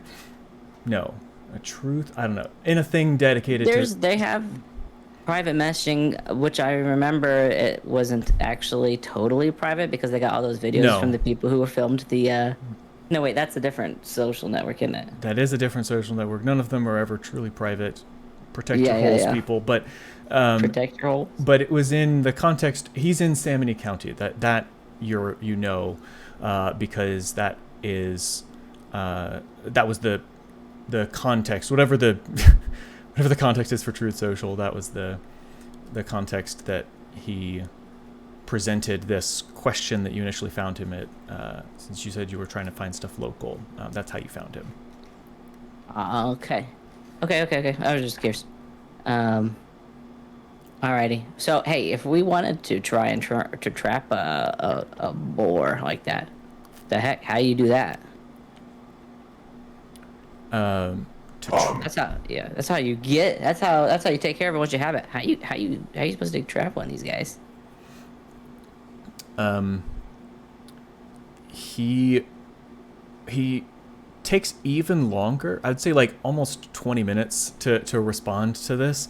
And when he does, it's clear that he's Googled things because he's like copied and pasted stuff that is like spelled correctly and like different formats and things.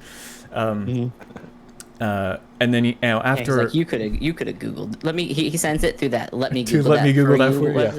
website. No, but he says oh, I've never had to trap one. I'm a farmer. They're already trapped, and then sends you like links to hunters' videos about how they've like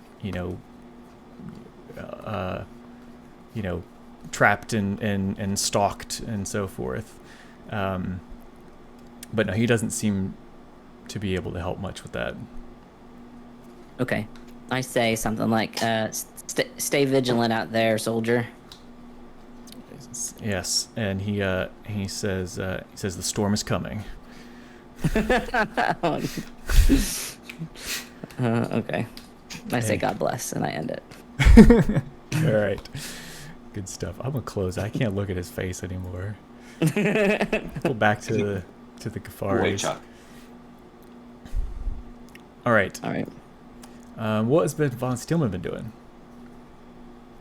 Von Steelman has been trying to devise like a trap or like some sort of thing. But as far as like the investigation portion, he's trying to like come up with ideas for like trapping and killing a giant, terrible monster.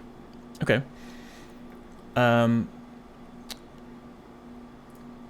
For trapping it, so you find a couple of. I think he, true to form for him, he wants to trap it, but assuming it's probably going to need to be held with like some sort of bear trap type situation. Okay. Which I have the power to be able to use to like. Yeah. Build something like that potentially. Yeah, you do. You have it's probably like destructive genius. Fabrication kind of workshop. Oh, in your laboratory. That's right. Yeah. If you need a special item, roll plus weird. On a 10+, you can make it. On a 7-9, you can make it, but only barely. On a miss, you've crafted the wrong thing. So that seems fun. So roll plus weird. Let's see how that goes for you. Holy moly! Wow! Outstanding. So great. You're able to craft this thing. Tell me what it is. Total success. So you get to divine this thing to manifest this thing into existence. What you got? So basically, based off his research, he wants to try and like funnel it into a place, and then be able to just like trap it as it comes through. I think the lure, some sort of a lure. I don't know if anyone has decided yet that it was Alexis, but I have that in my mind. But basically, something that would, in addition to like containing it could also potentially name it. So I'm thinking it's like a series of things that as this thing comes through the alleyway, it's like, first a couple sets of like trying to gash out the legs, and then another set of like teeth to hold on. So this is a full-blown like whichever incarnation of Scooby-Doo where Fred was like always building Rube Goldberg devices kind of a thing. Yeah, You've got it's multiple it's a little bit stages. complicated for what it is, but yeah. Love it. I love it. Okay. Is this a portable type of a deal, or how are you going to get it? No. Okay. Oh, that's a good question. Shoot, that changes my mind. That changes the idea a bit, huh? Because I was thinking that we were just going to, for some reason, find it outside of the back of the alley again. But that's fair. We may not. So. You can build it in pieces and then we can take it there. We have plenty of time. Yep, it's about 3-4 in the afternoon. You've got some time until sunset. What if it was something that could relatively quickly deploy from the mystery machine? Like it's the apparatus is kind of like attached in several areas, and then we can just find the spot and then set it down within relatively within some amount of time that makes sense. Yeah. Yeah, that can make. You could definitely fabricate that. I mean, that's basically your ability. You can make something weird, some special item. So yeah, that is doable. You managed to piece together this modular Rube Goldberg device thing that you can transport relatively easily in pieces and deploy exactly the way you want to in the places that you want to. So where are you guys going to? Well, we'll call that, I guess. Then that's just a resound. I mean, you just nailed that basically. And then the only other thing that you guys had mentioned wanting to do is Marcos calling animal control, right? He completely forgot. Okay. He had to drive back. He went to go check on everybody. Things got a little heated with Rowan, so he just completely forgot. Okay. Especially with the sun setting soon. It was like, it's time to go. You got time. I was just looking up when sunset is for the area of the world that Nolly Creek is in, and right now it's almost 9 p.m. is when sunset is. So you actually have some time. It's a little bit farther north than any of us live. So. Well, he was still in a hurry. He forgot about it. Yeah, that's fine. So you get back. Alexis is just finishing up a conversation on his phone, a text conversation with a new friend. Von Steelman is sort of setting out all the different pieces of this trap that he's crafted, and Marcus walks back in from the encounter with his associate. Give me some good news, people. Oh, that reminds me. You both should mark experience. You followed Marcos' manipulation, so Yeah. you get experience. I did it. Yeah. I share everything that I learn about boars and handling them, and that there's a guy nearby who, knows about, or I guess, claims to know about the stuff with the big beast going on. Right? Because he was talking about that, yeah. So. Yep. And then I mentioned that I'm gonna need to get one of them guns. So just in case, so or somebody needs to, so you can blast it on the back of its neck or something like that. Yeah, At the base of its head. Yep, he put it right at the base of the skull. I think of the group, Marcos is the only one that has a firearm, if I remember rightly. Mm-hmm. I think I have like a baby one. You have Slingshot. a slingshot. I do. It That's is right. It's a very mechanic. powerful slingshot. It's mechanically the same as a gun. It's a gun. I have a rocket. Yes, Von Stillman, that is true. Has a Is it rocket. red? Just one. Just the one rocket. Just a one pump one pump jump over here. Your slingshot is very powerful. It was a gift from Von Stillman. It was one of his successful creations. And it is like a military grade slingshot, basically. Oh, and I gave it a name too. Yeah, I want to say it's like Debbie or something. I don't remember. I don't know. I put into Foundry. I put the Von Sting shot, but I don't know what we named it. Deborah.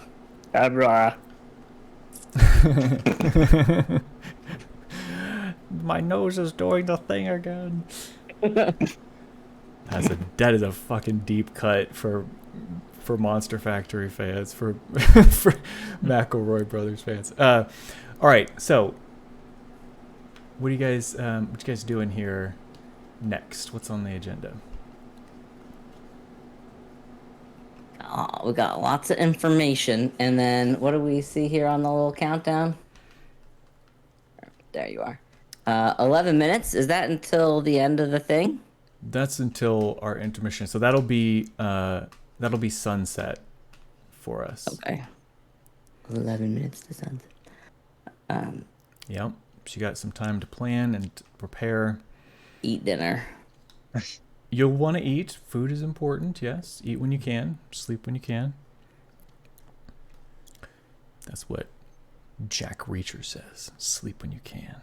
We also have to get to the location pretty early, find a place for the trap, and find good Oh, yeah, we got hiding places and If stuff. we got set up. What? Go ahead. Was that a time where I was like supposed to be investigating the mystery instead of just using like power to create that? Because I No. wouldn't mind. If you want, I wouldn't mind trying to see if like I could. Well, actually, I don't know if there's any security cameras per se, but like some sort of like additional way of like figuring out if there's a pattern to these attacks or something along those lines, based off of research. Yeah. Well, I mean, it's your building, and I have to imagine that. I mean, you can answer whether there are security cameras on your building. It seems plausible to I me think the either problem way. So. is because one of the powers of my laboratory is the defense system. Mm-hmm. Because your lab is safe from intrusion, and security system is designed to repel unwanted guests and all that sort of thing. Yeah. Your mic is being really cutty outy. Yep. It's being weird again, like it was before. Oh man. But yeah, so you can definitely do check your security cam feeds. So I think just roll to investigate a mystery, I think.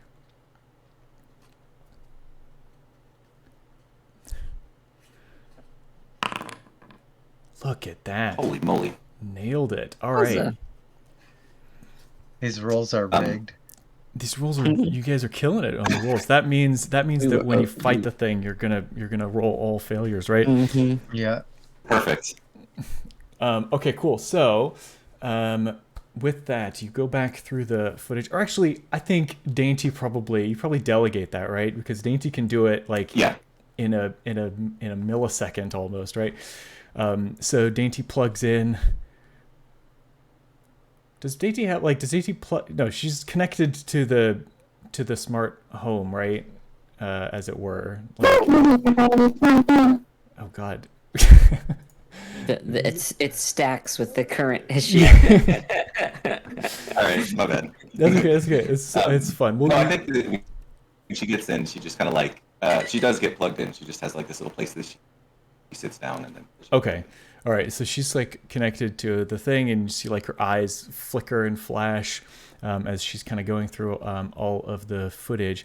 What what Dainty finds, is that for the past, for last night, she does find footage of something moving through the alleyway. It is too dark really to see in detail, see any details of it, but it is definitely what you're looking for. It matches with its size and speed and so forth. But it's just a black blur.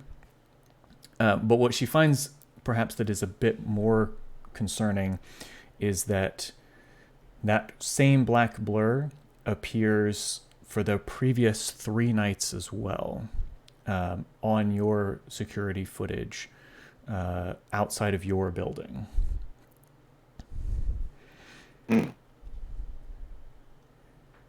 She pipes up to say, hey guys, you might want to come take a look at this. And then relays that all to them. He comes over and like, what is it? Is that kid that really loves the corn? I love that song. I don't know that the mobile nature of our trap is going to be necessary. Seems that this thing has been here for a while. Oh yeah, that monster. Mm-hmm. Yes. Okay. So I think that's a pretty cool cliffhanger moment. It feels like. You guys good with taking an early-ish intermission? Yeah, I think he does suggest maybe we put get some floodlights ready for. Okay. When we go set that up. Yeah. Okay. That makes sense, and that's easy enough to do with the laboratory feature that Von Steelman has. You're able to set some lights up. As a final note, are you turning them on, or do you have them rigged in such a way that you can turn them on when you wish to? Right, yeah. The second one? Can turn them on. Got it. Okay. All right, folks, so we're going to do a 10-minute intermission here. Time to take a bio break, do all of the things that we have to do to make us feel human. And when we come back, we will see the exciting conclusion of this adventure. Don't go away.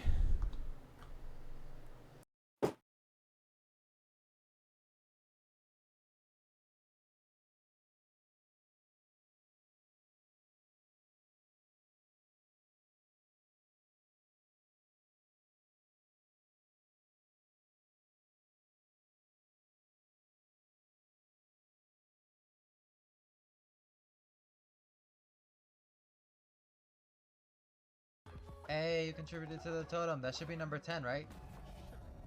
Come on, good roll. Or food. I want the Twitch symbol, but food. Oh my god, we did it! Yeah, Twitch symbol. It gives you blueprints. After all this time, it just gives you blueprints? DLC? Yeah, I finally got it, and it's a decoration. That's interesting though, it went under DLC. You said GG. We like turned the game off after that. We're like, that's it. That was everything, y'all. Oh! Come on, baby. Woohoo! I got ants in my pants. I wanna do a dance. Gotta take a chance and maybe find romance. I don't want Golden on his night's 12. Though he struggled to reconcile these conflicting memories, he managed to settle on the name of Vandra. The voices within were clearly in agreement when facing Zalkel. The mere sight of hope drove the blasphemy to flee! Bruh! Damn, he didn't want any smoke.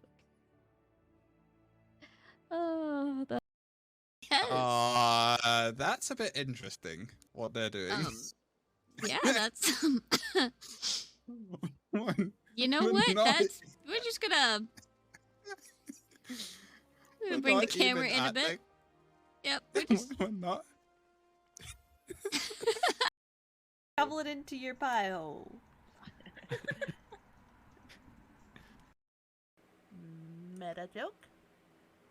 I call him Mega Joke because of his mega jokes he tells. You shut the fuck up. No.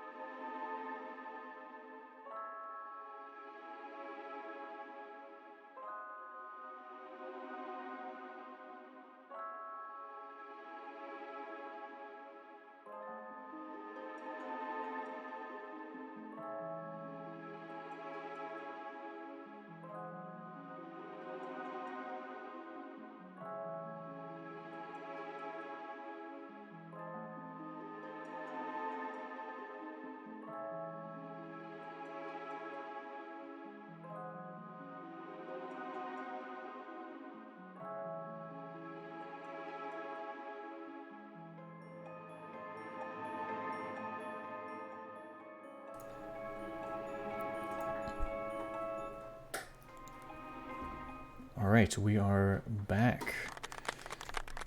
Well, thank you so much. I appreciate that. So as a quick note before we get back into the story, it is Memorial Day weekend in the United States of America. And I thought it would be apt to wear a shirt from a charity that I occasionally support personally. This is not something I'm like, this is not a sponsored stream or anything.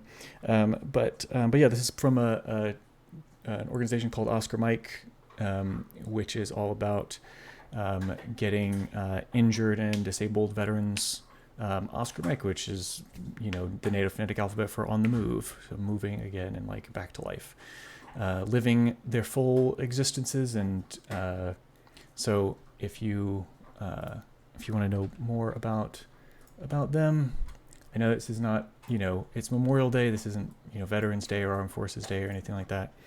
But it's pretty cool. They do some pretty cool stuff. And they also do stuff to help people not just physically get back to work, but sort of deal with all of the other bullshit, which war and service and so forth have foisted upon these folks. And it would be really great if people felt more whole when they, well, just in general, but especially people who who were sent off to fight in pointless conflicts around the globe. Yes. Anyway, so that's my little soapbox moment for the stream. As hey, if we can't afford to take care of them when they get back, we can't afford to send them. I mean, that's what I'm just saying. It's like, this is really good, and dag nabbit, if you can't take care of them, then you're not ready. Don't send them. Come on. Yep. Nope. Exactly. So yeah, like I said, that's my little soapbox moment. All right, cool. So, our last little moment when we left our intrepid heroes, we had realized that this creature, whatever it is, had been visiting the vicinity of the Paranormal Hunters Association of Little Island Cove, of your little neck of the proverbial woods. You have your modular trap. You did some other you did some other preparations and research as you set up the lights. As the sun is setting, what are you all doing? I think we're just putting up the final touches, and kind of like I would think that Von Steelman's probably like looking at a little digital display, kind of like checking, make sure that everything's good. Yeah, I'm taking orders from Von Steelman. I feel like for this part of it, it's like he's taking point, and I'm just being a lackey. Which Dainty is guiding quite a bit of it as well. Yeah, and I imagine that it's kind of surreal for Dainty to be issuing commands and so forth, because I mean, she can see everything that's happening. Like, she has all of this. She's like almost omniscient, giving out like, okay, well, put that over there or whatever, and then seeing that while also seeing other things happening. That's got to be strange for all of you interact. Well, for Marcos and Alexis, not for Von Steelman, obviously, but for everyone else, that would be weird. Okay. So as the oh, what? Huh? You all right? He's just right, yeah. I guess I'm gonna be pig bait or something. He's I don't know. He hasn't processed everything yet. He's like, guy, don't you think it's a little weird that we got potentially a big pig or big pigs running back behind the ham place, like the people that don't eat ham, but they sell ham. I don't know. I feel like something's weird. Something's always weird, but I should have. I feel like. We probably should have got some more information from them.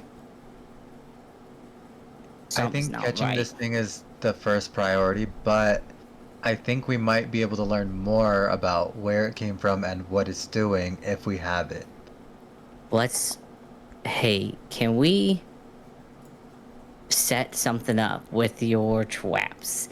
Well, if they come out of their back door, that we could, I don't know, slow them down or something. I'm just worried about their interventions.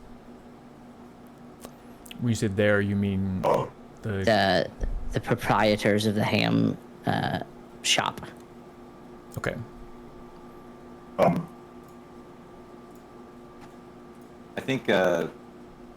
I'm not saying hurt. I'm not saying we gotta hurt them, but I'm uncertain, and I just don't want them to catch us by surprise. Are you concerned about alerting them that they may have something with it, or are you concerned about their safety? I'm concerned they might have something to do with it. I think it'd be weird that they mentioned it if they were the ones responsible for it. Listen, if this is gonna save us some money, let's get too hasty. I don't know. I was just saying. Something felt weird. That's all. Well, perhaps we should have some sort of barricade there to make sure. Well, at least keep an eye on it. Fair. You're thinking. I barricade the doors for sure, but not because I'm suspicious of them, but they could definitely come in, investigate themselves, and get in harm's way. Either way. Alright. But yeah, I definitely think the rest of the investigation will happen once we capture this thing. I imagine you can do your weird spooky stuff and maybe read its mind about where it came from, and maybe if somebody sent it here, because it is a bit weird if it's a wild animal to just hang around this area itself. Yeah, I don't think I can read its mind, but yes, we can. And we can get real spooky with it. We don't know until we try. As Will Smith's song "Getting Jiggy with It" plays. Oh, I'm sorry. Go ahead, Von Steelman. Is my volume low? A little bit. Fixed for me. Again. Okay. Dainty, please keep an eye on them and alert us if they come here.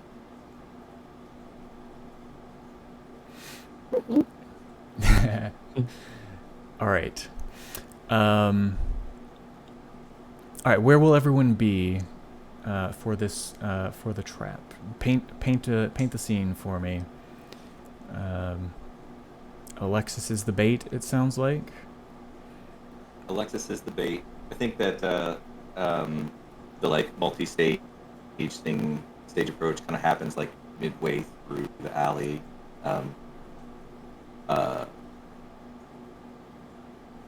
Posted up there in the middle is obviously Alexis doing his bait stuff, like he was doing on the internet earlier, and then Von Steelman is probably just like ducked back behind, kind of waiting to trigger the apparatus, and also be just kind of like close in case something happens to Alexis. So relatively close, kind of like in that same area. I'm not sure where Marcos would be. Up on the roofs, I think I'm gonna be more of a marksman with this one if I need to be. Okay. So I can take some shots from above. I trust that Steelman's new armor should keep them both safe, but I'll definitely have a ladder nearby in case I need to drop down. Okay, I like it. I don't think you guys need to roll anything yet. All the stuff that you have prepared and done is covered by rolls that you have already made. So it is now a waiting game. Alexis, what are you doing to bait the creature?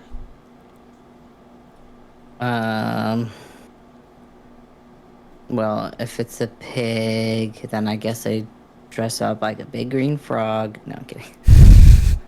Miss Piggy. Yeah, I guess.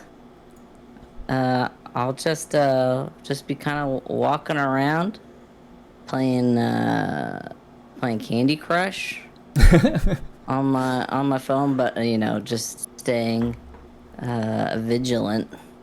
I was thinking about enchanting my weapon, Deborah.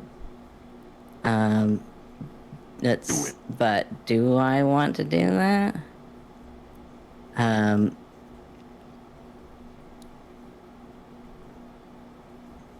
don't know. I'm scared. What if I get a bad thing that happens? Life is all about risk. So you're talking about using magic to do that? What does it mean? Like enchant a weapon, it says gets 1 harm and plus magic. Does that just mean that it becomes like magical damage? In case they have some kind of protections. Exactly. There's magic. All right. Some creatures will have things like, it can only be hurt by magic or whatever. Yeah. Okay. Then I'm going to use that to prepare. And I'll roll and hope that it's not a bad roll. Yeah. Where's all the buttons? I forget again where I go. It's all right. So it's just me. Here I am. Yeah. And then under use magic will be one of your moves. You could also do really any of the moves that end in weird. Yeah. But it's use magic. An 11. Look at that. It's all right. Yeah. So that means it works without issues. And you chose the effect enchant a weapon. It gets +1 harm and plus magic. So what does that look like? Tell me how you are enchanting. Oh right, because it's like some demon magic, baby. Okay, yeah. He pulls out his little slingshot and he goes, "Hello, Deborah," and he just sort of like puts his hands on it and closes his eyes, and then it just looks like a transferring of like a little bit of dark energy into the slingshot. Okay. Yeah. I don't know awesome. what else that needs. No, that's fine. That's perfect. Okay. Wait. So, important things. Yes. How much time's left before sunset? You guys it's dusk. I mean, it's basically the sun is setting. Okay. I go up to Alexis. I think we need a sudden change in plan, buddy. Okay. I think I'll be better bait. You, especially with whatever you just did, you should go to where I was. I'm gonna go get a disguise of some sort. I don't have time to explain. I have to go get it. Okay. You got it. And then he scurries up the wall like a scary. No, I'm joking. He just climbs up it, and breaks his arms backwards. No. Spider climbs backwards up the wall. Yep. No, just taking the ladder. I dig it. All right, and what's Marcos? Just gotta tell what's. So, I think there would have been some like thing of his perspective or whatever. He has like a sudden expression like of shock before he goes to Alexis, but afterwards he's storming off to the Ham Express shop, and along the way he's muttering to himself. We saw on the cameras that this pig has been here for 3 days. One of its only victims was an employee of that place. I think it's targeting that place. He's gonna go, and he has a multi-tool. He breaks into the place because I think it's closed by now. You said it was like breakfast, lunch, whatever. Multi-tool. He has to lockpick. I probably have to roll for that. He's gonna get a uniform from them. Okay, I dig it. Yeah. So actually, you probably Yeah, go ahead and roll to act under pressure, I think is what this would be. Especially since I'm trying to rush before Yeah, sunset. exactly, yeah. When you were telling us about the proprietor's conversion, do we know when that happened?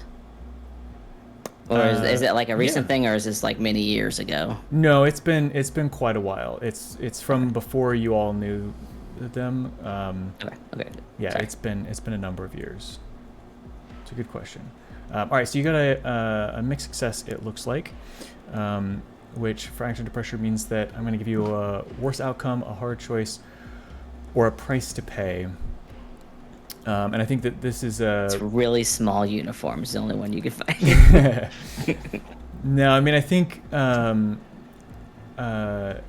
only thing that really makes sense here is that you can do it, you can rush, but you will break either the lock or your multi-tool. I'll break the lock. This place is janky anyway. Okay. All right, so you get it. You're kind of got it wedged in there, and you can feel it start to give, and then it just snaps. It snaps off the lock or the knob. Now won't. Not only will it not lock, but the bolt mechanism kind of is hanging limply out.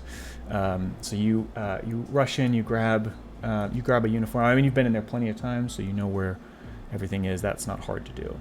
So you grab disguise, as it were, and you head back out into the alleyway. So there's a period of I guess like intense waiting. This is this kind of hyper relaxed vigilance as you're all waiting for something to happen. And it feels like the minutes are crawling by. What I would like for to determine what happens next is I would like for each of you to roll to read a bad situation. You've told me what you're doing, like how you're looking out, which I'll summarize again here. So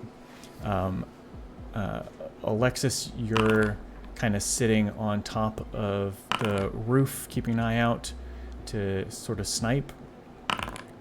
Marcos is dancing in the costume, I guess, but just trying to draw attention. And Von Stillman, you're watching with Dainty's assistance to trigger the trap. So it looks like what happened here is that Alexis got a total success, Von Stillman got a mixed success, and Marcos rolled a failure.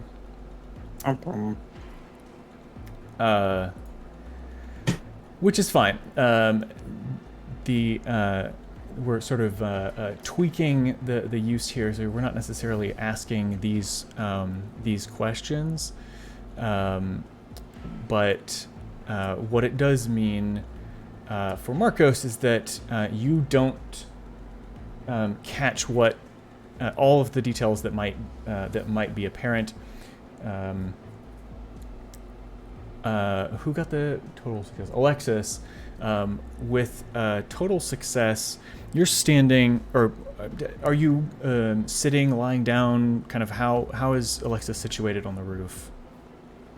Oh well, he is minimized. He is trying to not be seen. Okay. So looking over in such a way to not be obvious.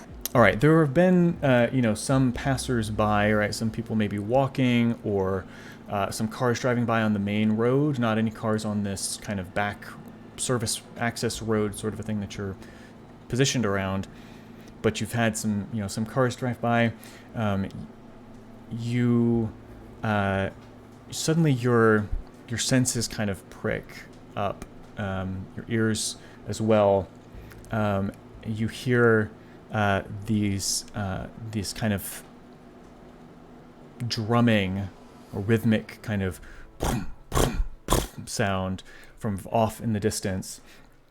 You see like off to your right as you're looking out over the alleyway to kind of set the scene. You've got the building that you're on, which is your building, right? The building that you inhabit.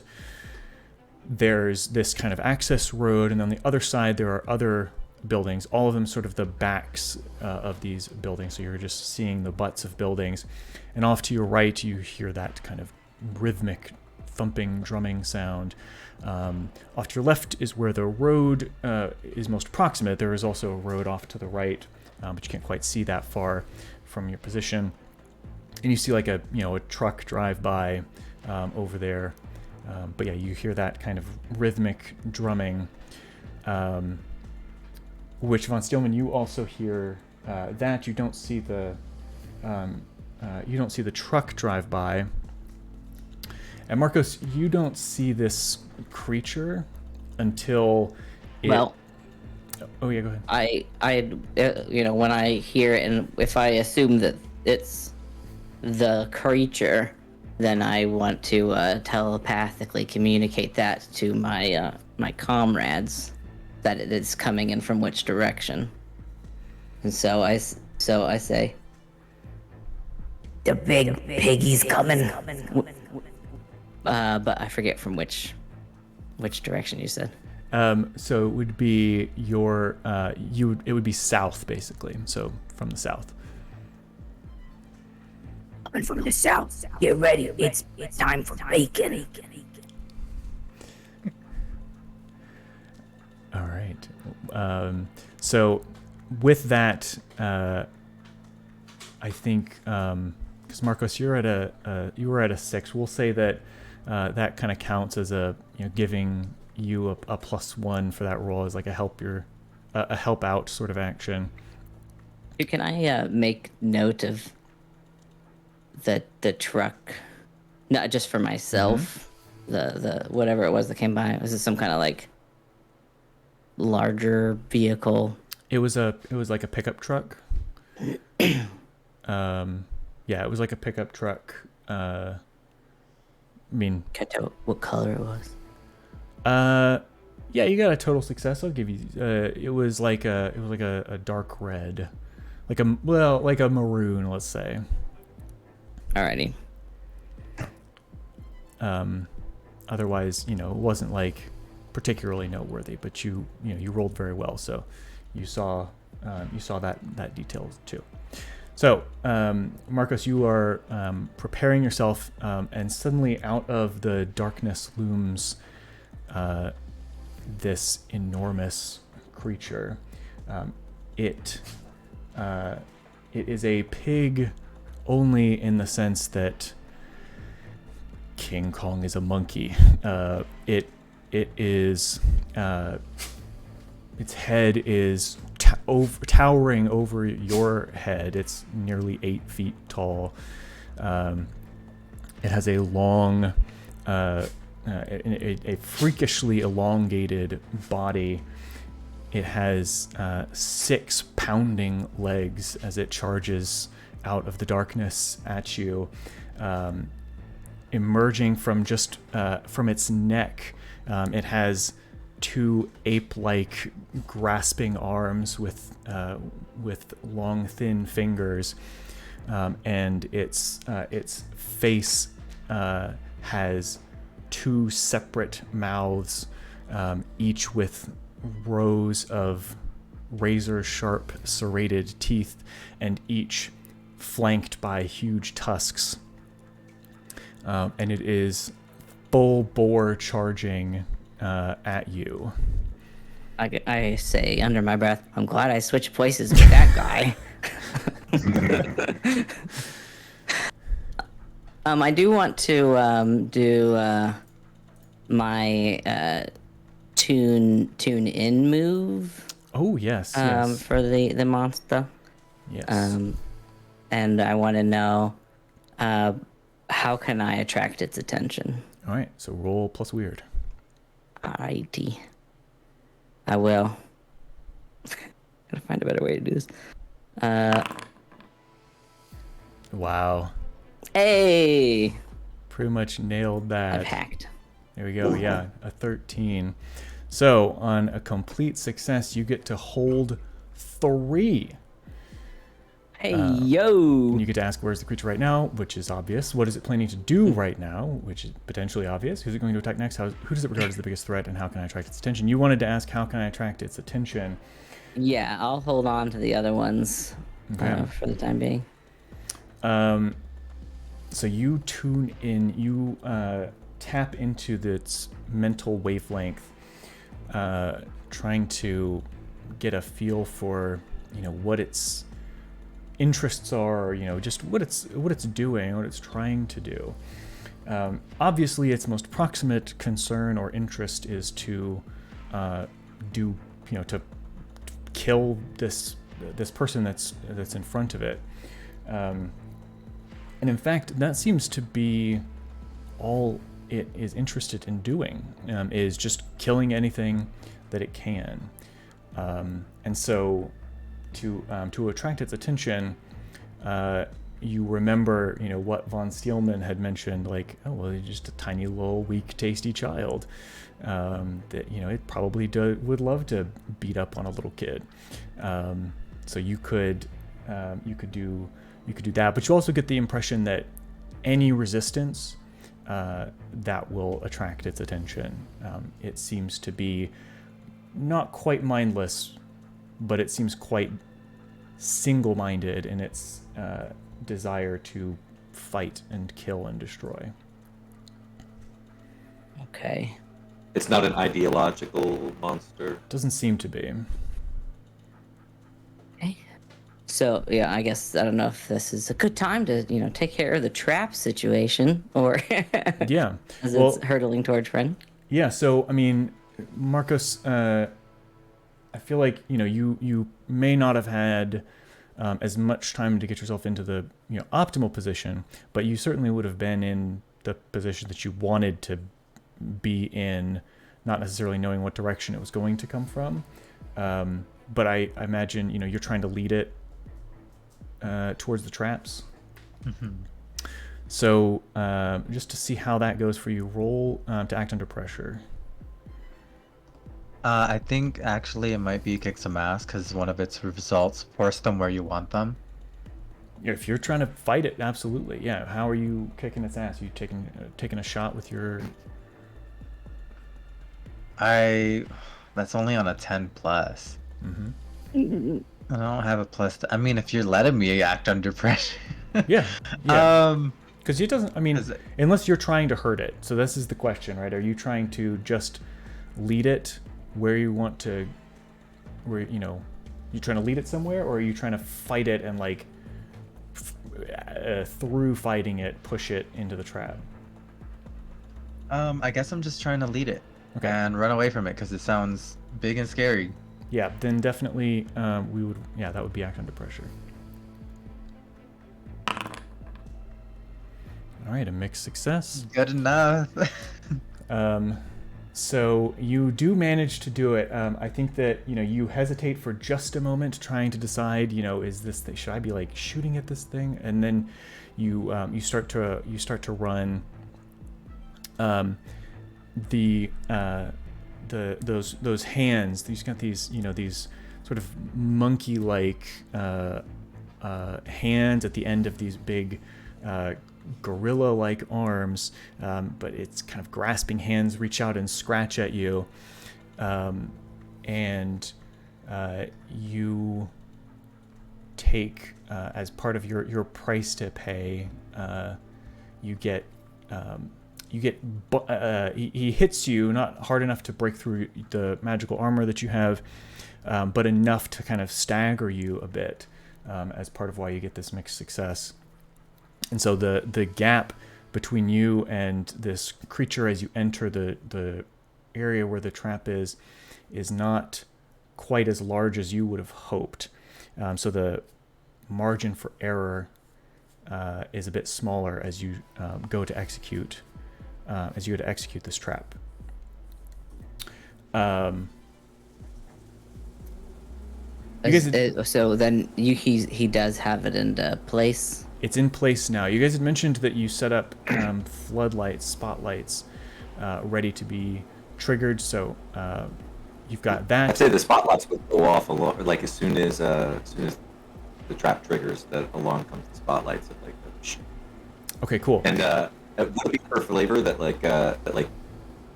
the monster was able to get close enough, but got triggered by the trap, on approach towards Marcos?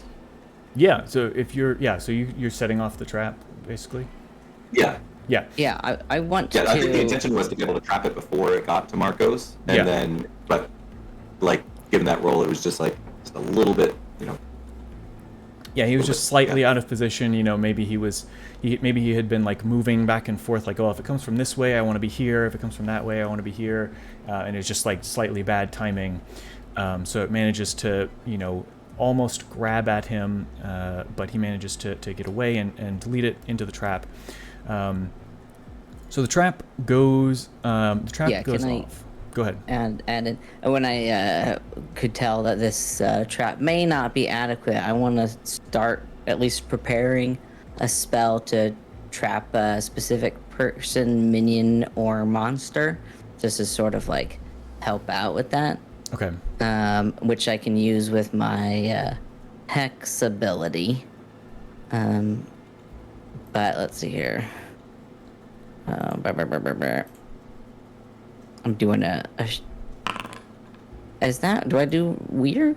Yep, with your hex. Let's see what I got. Okay. Which is, same as your use magic as well. You just get to add an additional effect to it. You can give it a disease, cause additional harm, or have it break something precious or important. Does it look like it has anything besides, legs for days? It's got legs for days, baby. No, it doesn't have any possessions, it seems. Okay, then I don't know. I'm kind of curious about it contracting a disease. Are we just talking about, it's, you know what? It's not looking good. In about 10 to 20 years, you will die from this disease, or or what does that look like? You tell me, what kind of disease do you want it to have? I mean, you can give it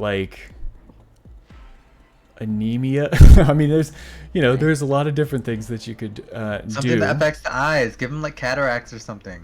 Yeah. It's the kind of thing I do, a blinding sort of deal.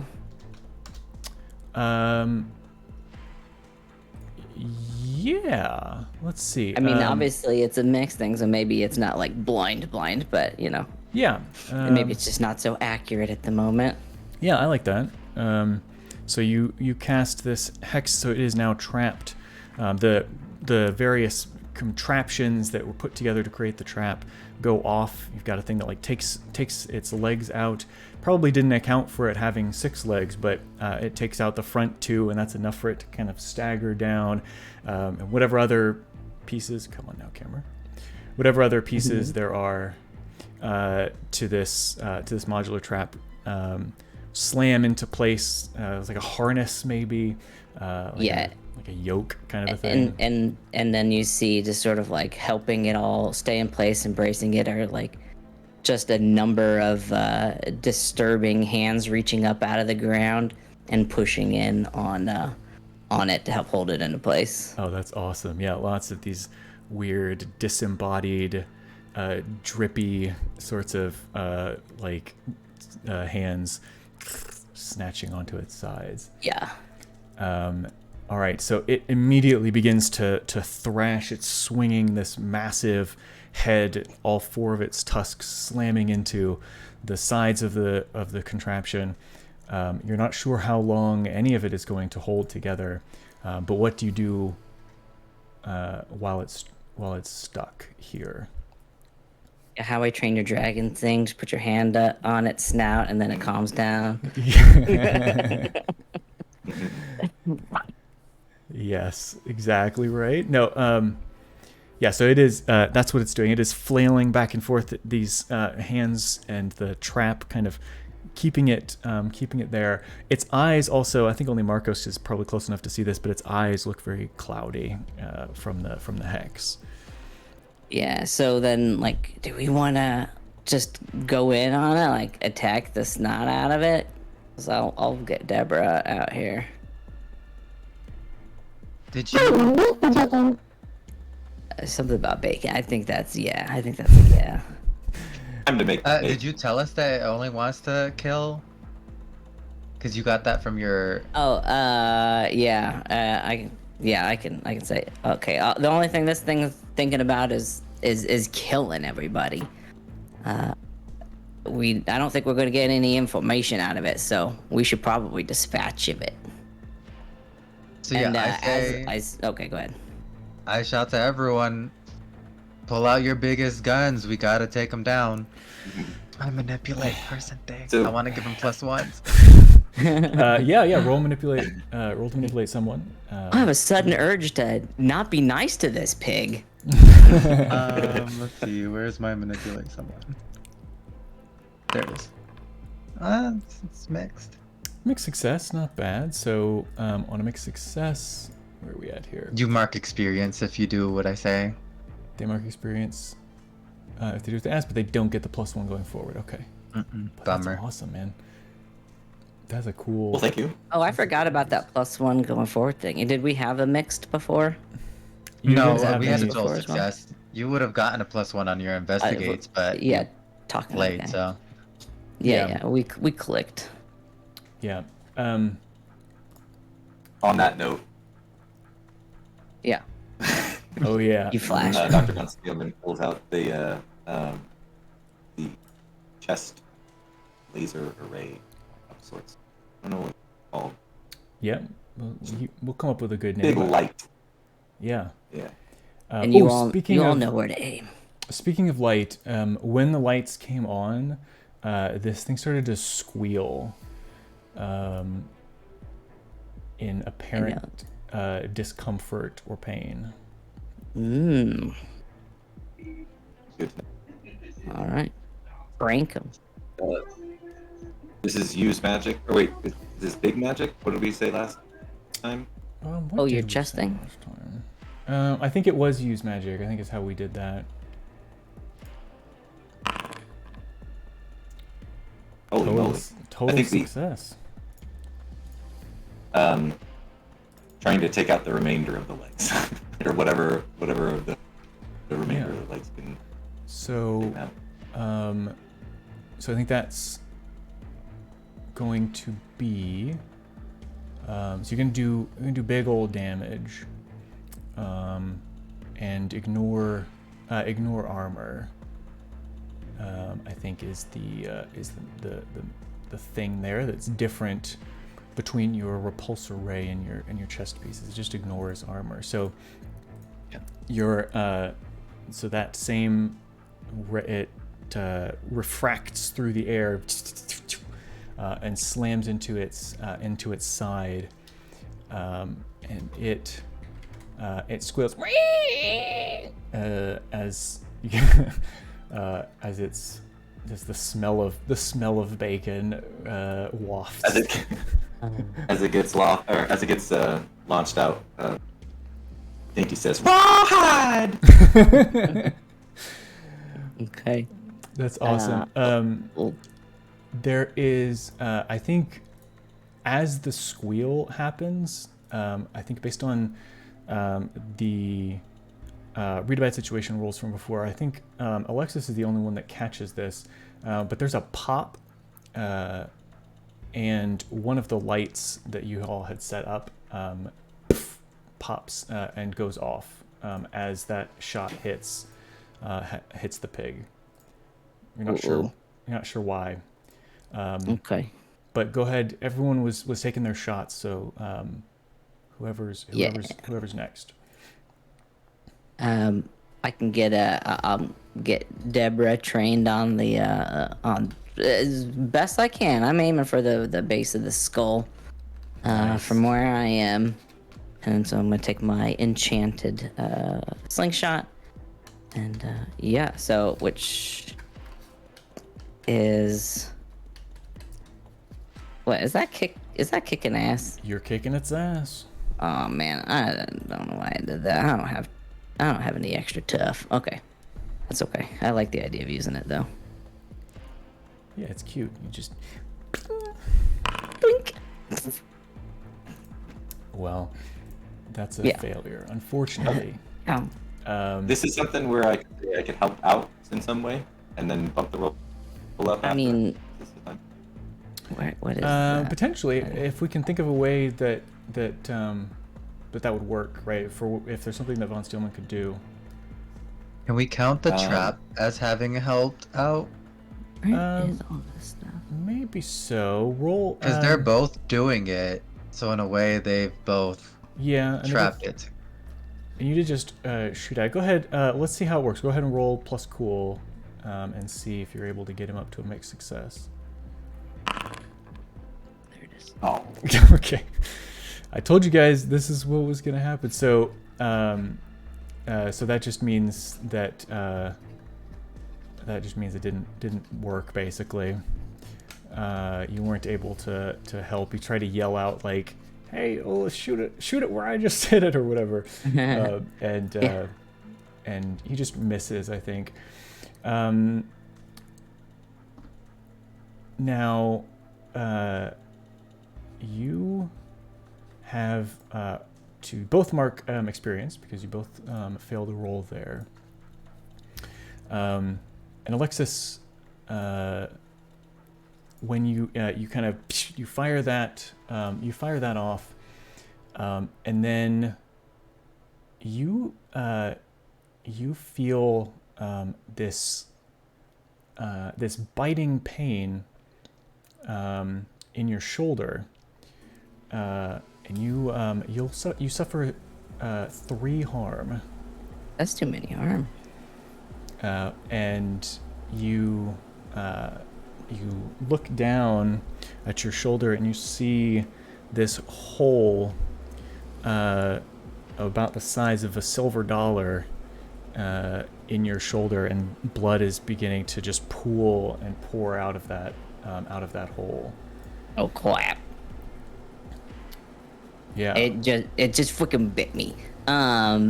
So and now I no, have with your carrying forward your previous read about situation, that same pop that you heard when the light went off, you heard again right before you felt that pain. Okay. And I do have now, once I've gotten harm, and if I get +1 ongoing until the fight is over. Yep. So I don't know if that means +1 to all the things related to the fight. It just means everything. You get +1 to whatever you do.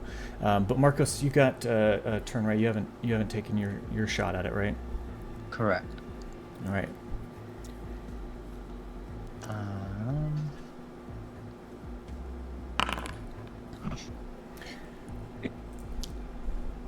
Okay.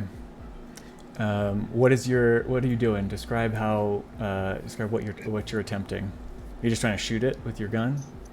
I mean, I thought I was, but with something so big. No, it's not that you miss. It's that this thing is thrashing around so much that you pull the trigger, the gun recoils, right? There's a flash of smoke, and you're pretty sure you hit it, but it doesn't seem to have affected. You don't really see any change in it, particularly. And you also, let's see, that same pop that you all had heard before, this one hits your gun, actually, Marcos, hits your hand, I should say. You will suffer 3 harm as well, which your armor reduces to 2, and you drop the gun.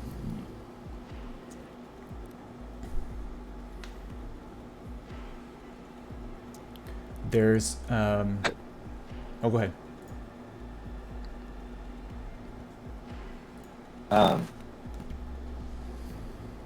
That's weird. Sorry, I don't actually have. I thought I had. No, it's fine. Yeah, it's confusing. There seems to be other things happening, or someone else at play, perhaps. Yeah, I was gonna ask. I know I already have a good the read a bad situation thing, but can I do like some additional like investigating, looking around to see if there's Well, you didn't use something your else holds, going on? did you? You've still got some holds to spend, yeah. So I have holds related to this thing that's just thinking about. And you know, are there any healing dangers everything. we haven't noticed would be exactly the kind of question. Oh wait, for the read a bad situation thing? Yeah. Oh. Okay, so I have what? Just a second one on that. Yep, you have You another can one. ask a question like, "What's the biggest threat?" Which clearly No, I'm isn't looking the one at that's them. held. What's my Maybe. what's my best way out? Are there any dangers we haven't noticed? Oh, okay, that makes sense. Okay, yeah. Are there any dangers we haven't noticed? Yeah, so you look around after whatever this was in your shoulder. You're kind of trying to figure out where this pops are coming from, and you see that to your the north, so the opposite direction that the creature approached. You see this little head, a silhouette of a head, on top of the roof, farther down, basically at the end of the building. You see this little silhouette of a head, and in the faint light coming from the distant street lights, you can see a glint off of a shiny rifle. Shooting us like a little stinker. So I can see this head. You see their head, yeah, silhouetted on top of the building. They were not there when you glanced around before. Does it look like a people then? It looks like a people.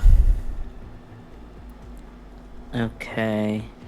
Is this somebody that I can tune into, or is it not? Because it says a monster or a minion. Versus like I don't know which way to go. Like some telepathy or tuning in. No, go ahead. I like tune in. So do so roll plus weird. I think that's appropriate. Alright. Make success. You get 1. Okay. Let me look at those again. So it is Where'd it go? Where is the creature right now? What is it planning to do right now? Who is it going to attack next? Who does it regard as the biggest threat? How can I attract its attention? Okay, what is it? Well, I mean, it wants to attack us. Maybe. What is it planning to do right now? Where is the creature right now? Okay, so I guess I want to do what is it planning to do? Okay, so you tune in. You tune into this entity. You've never done this. I don't think. It's certainly not on session. You haven't done this with a person, but that's what you're doing. It is a human being that you are tuning into, but they are behaving like a monster or a minion. So you execute that same sort of invasion of the brain, aligning your wavelengths together, and this mind feels somewhat familiar. There's something. You feel like you've had some kind of vague and distant interaction with them. What do they want to do? They want to free the creature. They are trying to protect the creature and free it from your trap. And let's see. So let me just check the wording. Do I think about Chuck? Who, as you think, does this remind me of Chuck? The plan, as you hear it, in their mind, as you sort of have attuned to them, is we need to free the pig and get it back to the farm. Okay. this person doesn't like the ham place because they be getting the piggies. Okay. Well, I communicate with I don't know if I have time to get to both of them or not, or to try to communicate with both of my comrades, but I do my best to let them know that there is somebody else up here trying to protect the pig, or the beast. I think you can do it with your telepathy, With a certainly. gun. Yeah, well, it was just quick little, hey, somebody up here. Okay.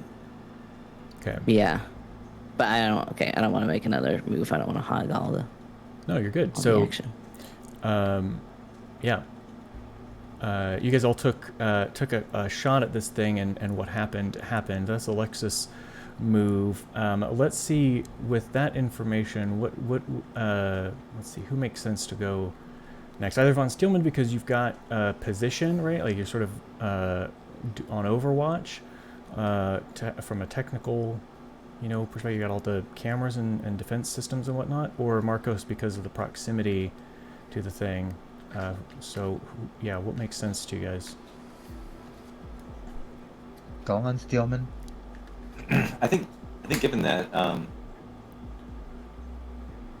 I think Von Steelman's attention is immediately drawn to whoever has the weapon, and if it looks as though it's still contained relatively, probably try and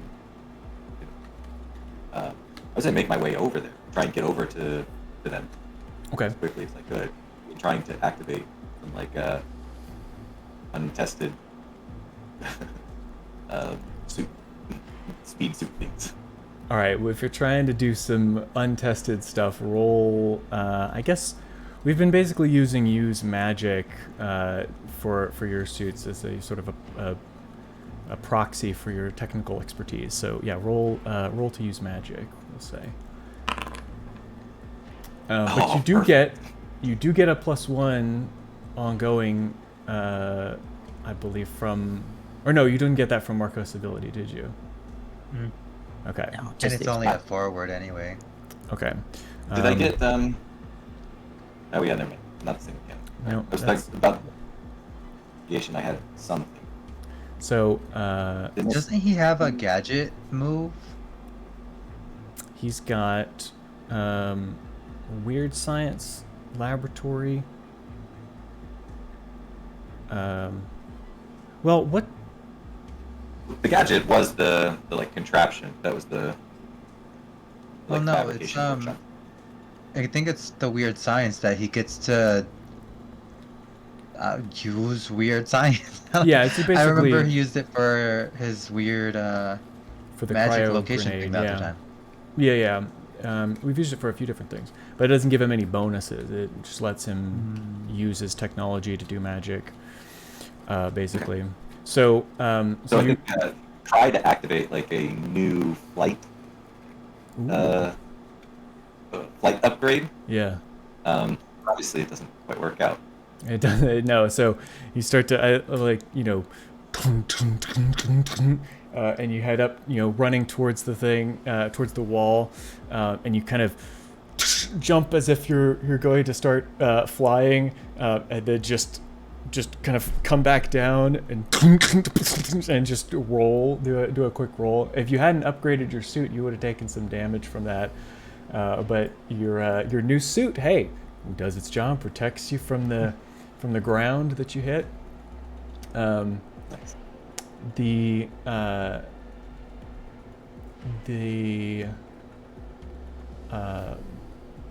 person that's standing on the roof sees that happen, takes a shot at the trap itself, and you see one side of the restraints kind of weaken, fall a bit out of place, and then they get up and turn and start to run back away from all of you, and the creature is about to escape. It slams its tusks into that that damaged part of the contraption, and you can see its muscles start to bulge as it presses against it hard, and it is about to get away. So Marcos, what do you do before that happens? I don't got much I can do. I'm just an ordinary person. Yeah, no, not yeah. You can't stop it necessarily, but I don't want to kick some ass because I don't have any tough, but I think what I want to do is gonna require me to. Yeah, I'm gonna jump on its back and try to stab my knife into the base of its skull. amazing. Okay, roll to kick some ass. That is, I mean, It's gonna be textbook. bad. Textbook. Okay. A mixed success. A mixed success. Yeah, okay. That could be so much worse. So you, while it's still trapped there, you grab onto its side, using the bits of the trap as a ladder. You climb up onto its back, and you try and jam your knife into there. What is your knife? One. One harm. Okay. It's hard to stab through. You you're slashing into this, and it feels like you're stabbing like a couch almost. It's just, it's like you feel almost like you're not getting any purchase into it, but it clearly notices as one of those hands reaches up to grab you. It kind of gets a hand on your leg and throws you off of its back.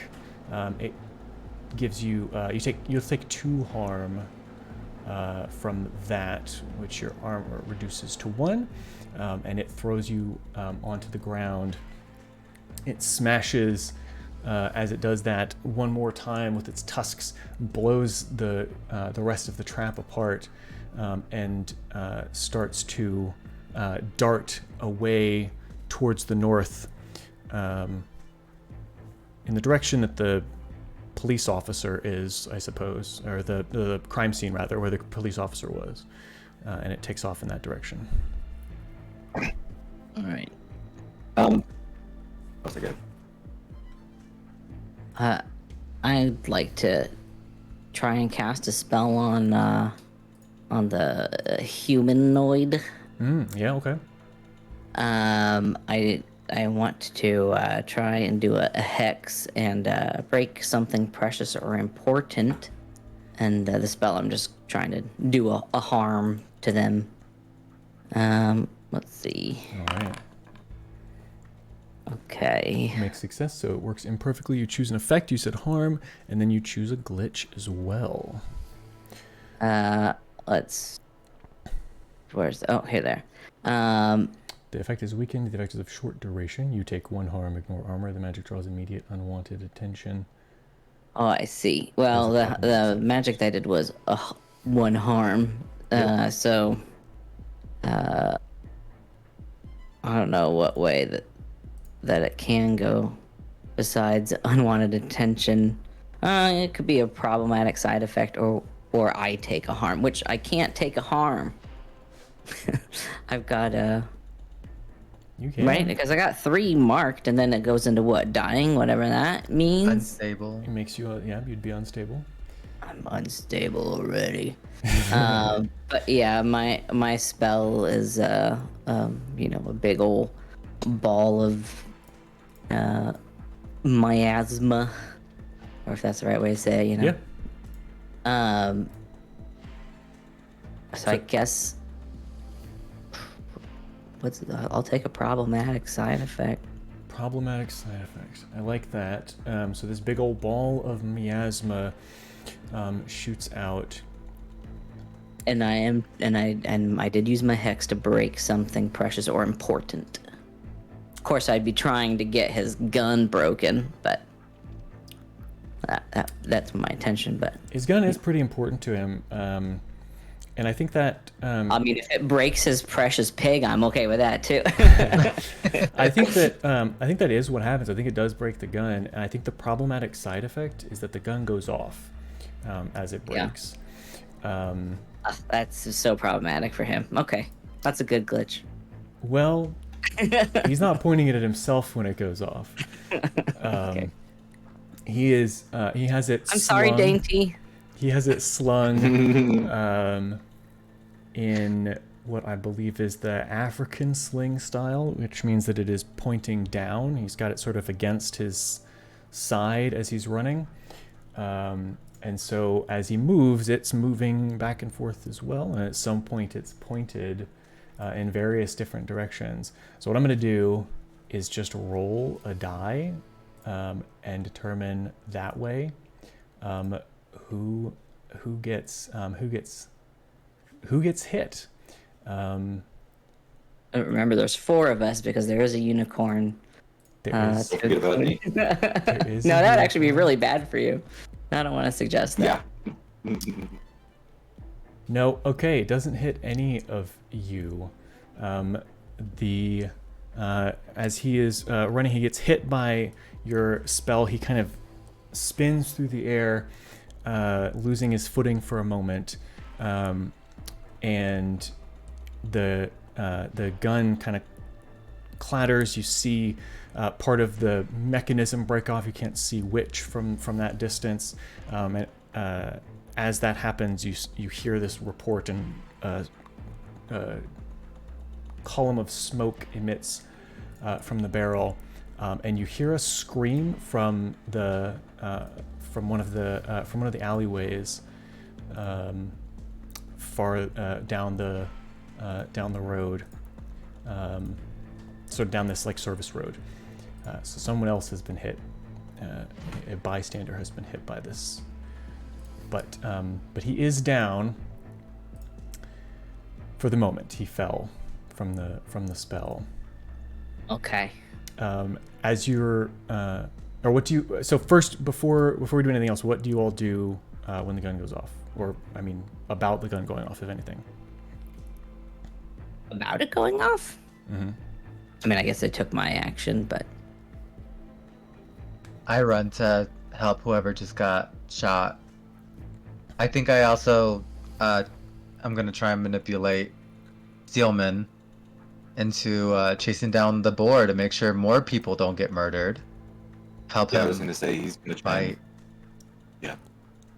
contain it. As I'm passing him, I'm like, chase down that thing. You're the only one with actual guns and stuff. I don't know. I'll get it. Total success. So +1 forward, and you'll gain experience. Ooh. When you do that. Nice. You're the only one that can hurt it. What do I see at the? Because I think I need to roll another thing to make sure someone doesn't die from a gunshot. Yep. What you see is it's the guy that was smoking, that grabbed Alexis Ball. He's out here again, taking another smoke break from wherever he works, and now he is slumped against the wall, still cigarette still in his mouth, but slumped against the wall, kind of holding his side, or his, I guess his side, we'll say. Nah, his leg. He's holding his leg. And he's like, what the hell? He's still holding his cigarette? It's still just dangling from his lips. Yeah. Okay. All right, good to know. You definitely believe in monsters now. I take off my shirt to wrap up the wound. Yeah, you do. All right. Roll So for and glistening. also pull out my phone to call 911. okay. Let's go to Von Steelman as you're doing that. Yeah. So Von Steelman, after tumbling down and looking kind of foolish, kind of sees time to go do his Iron Man thing, or so he thinks. So he's gonna rush to the boar and effectively just try and skewer it down to the ground with something, or basically just like take some of the broken pieces and just try and like secure it down again. Try not to make it, try and keep it there until his friends can come back. Okay, all right. What would that be then? I guess. Well, you know what? No, that's not near as fun. That's not near as fun. I think you should just do some stabby stuff. Okay. Okay. Stabby stuff. So that sounds more like you're trying to kick its ass. And as a matter of fact, we'll just do destructive genius as the ability. Oh yeah. That's the one. Yeah, oh yeah, that's exactly I what think you're he's doing. That's exactly what you're doing. Yeah, so roll plus weird. And on top of that, he's going to try, before I roll, let's just see, going to try and take some of the like battery elements or something that may have some explosive component to it, just because that says it's part of the destructive genius. Yeah. I think so. Why not? We should be doing this for your this should be your chest thing too. This is it? Yeah. I think so. But yeah, go ahead and roll. Yeah, at least it's still weird. And you've got a. And is there a +1? You've got a +1, yes, from the manipulate. Hey. So that is a total success. You're going to do 2 harm, magic, close out. Oh, but it's 1 use, so you wouldn't want that to be a chest thing. And then you get to pick 2. Yes. Wow. Definitely had 2 harm messy. That one. And you could. Oh my god. Add 4 harm messy heavy, and it blows up for 2 harm area. Holy so I think I take damage too, but fuck it. I think that at this point, Von Steelman's just like got his new suit, feeling himself, and is just kind of like almost surprised by how quickly he's moving. And interestingly enough, if anyone were able to see, they would probably see Dainty glowing a little bit more, and kind of a little bit more of a like bright pink light coming from her eyes and from her mouth, as Von Steelman's just kind of like trying to pin this thing to the ground with like random things and trying to like get it not to move. Yeah, that's fantastic. So it's a total of 8, right? 8 harm. Yes. And then I believe I may also take 2 harm as well because you'll it says, take. blows for Yeah, because it explodes. So so you will also take some harm. But man, this is quite a scene. You're slamming all these different pieces down onto this thing.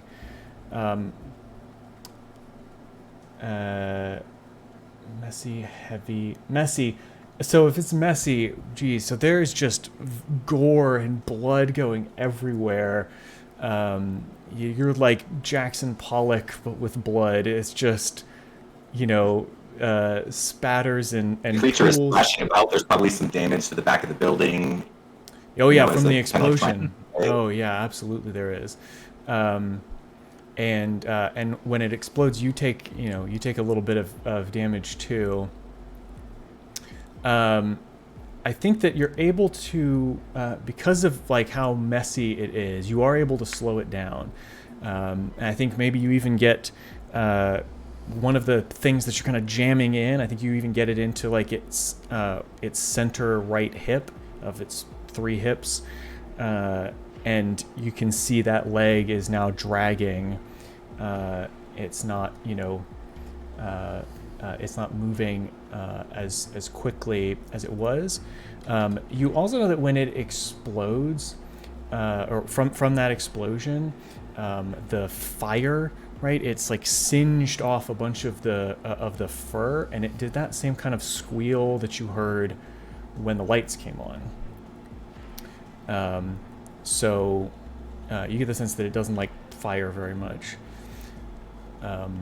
But it is still running, and I think with that explosion, you're actually knocked off of its back, and it takes off and flees,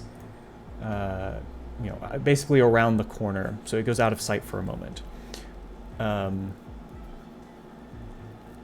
I'd like then to cut back. Marcus, you're with the bystander, who was shot, and I should say his name is Neil. His name is Neil Tuft.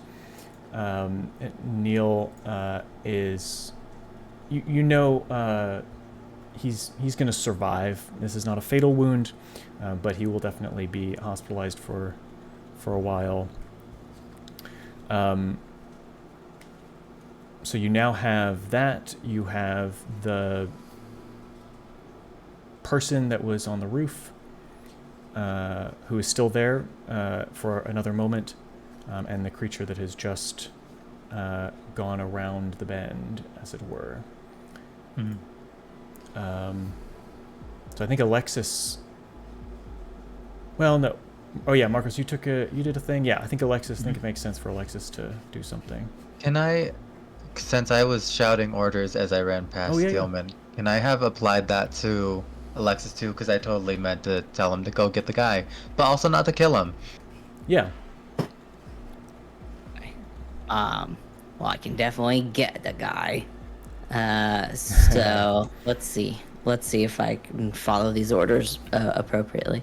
Am I close enough that I could, I don't know, actually be like with him? Like I could actually get to him, or now? Yeah. Or what do you reckon?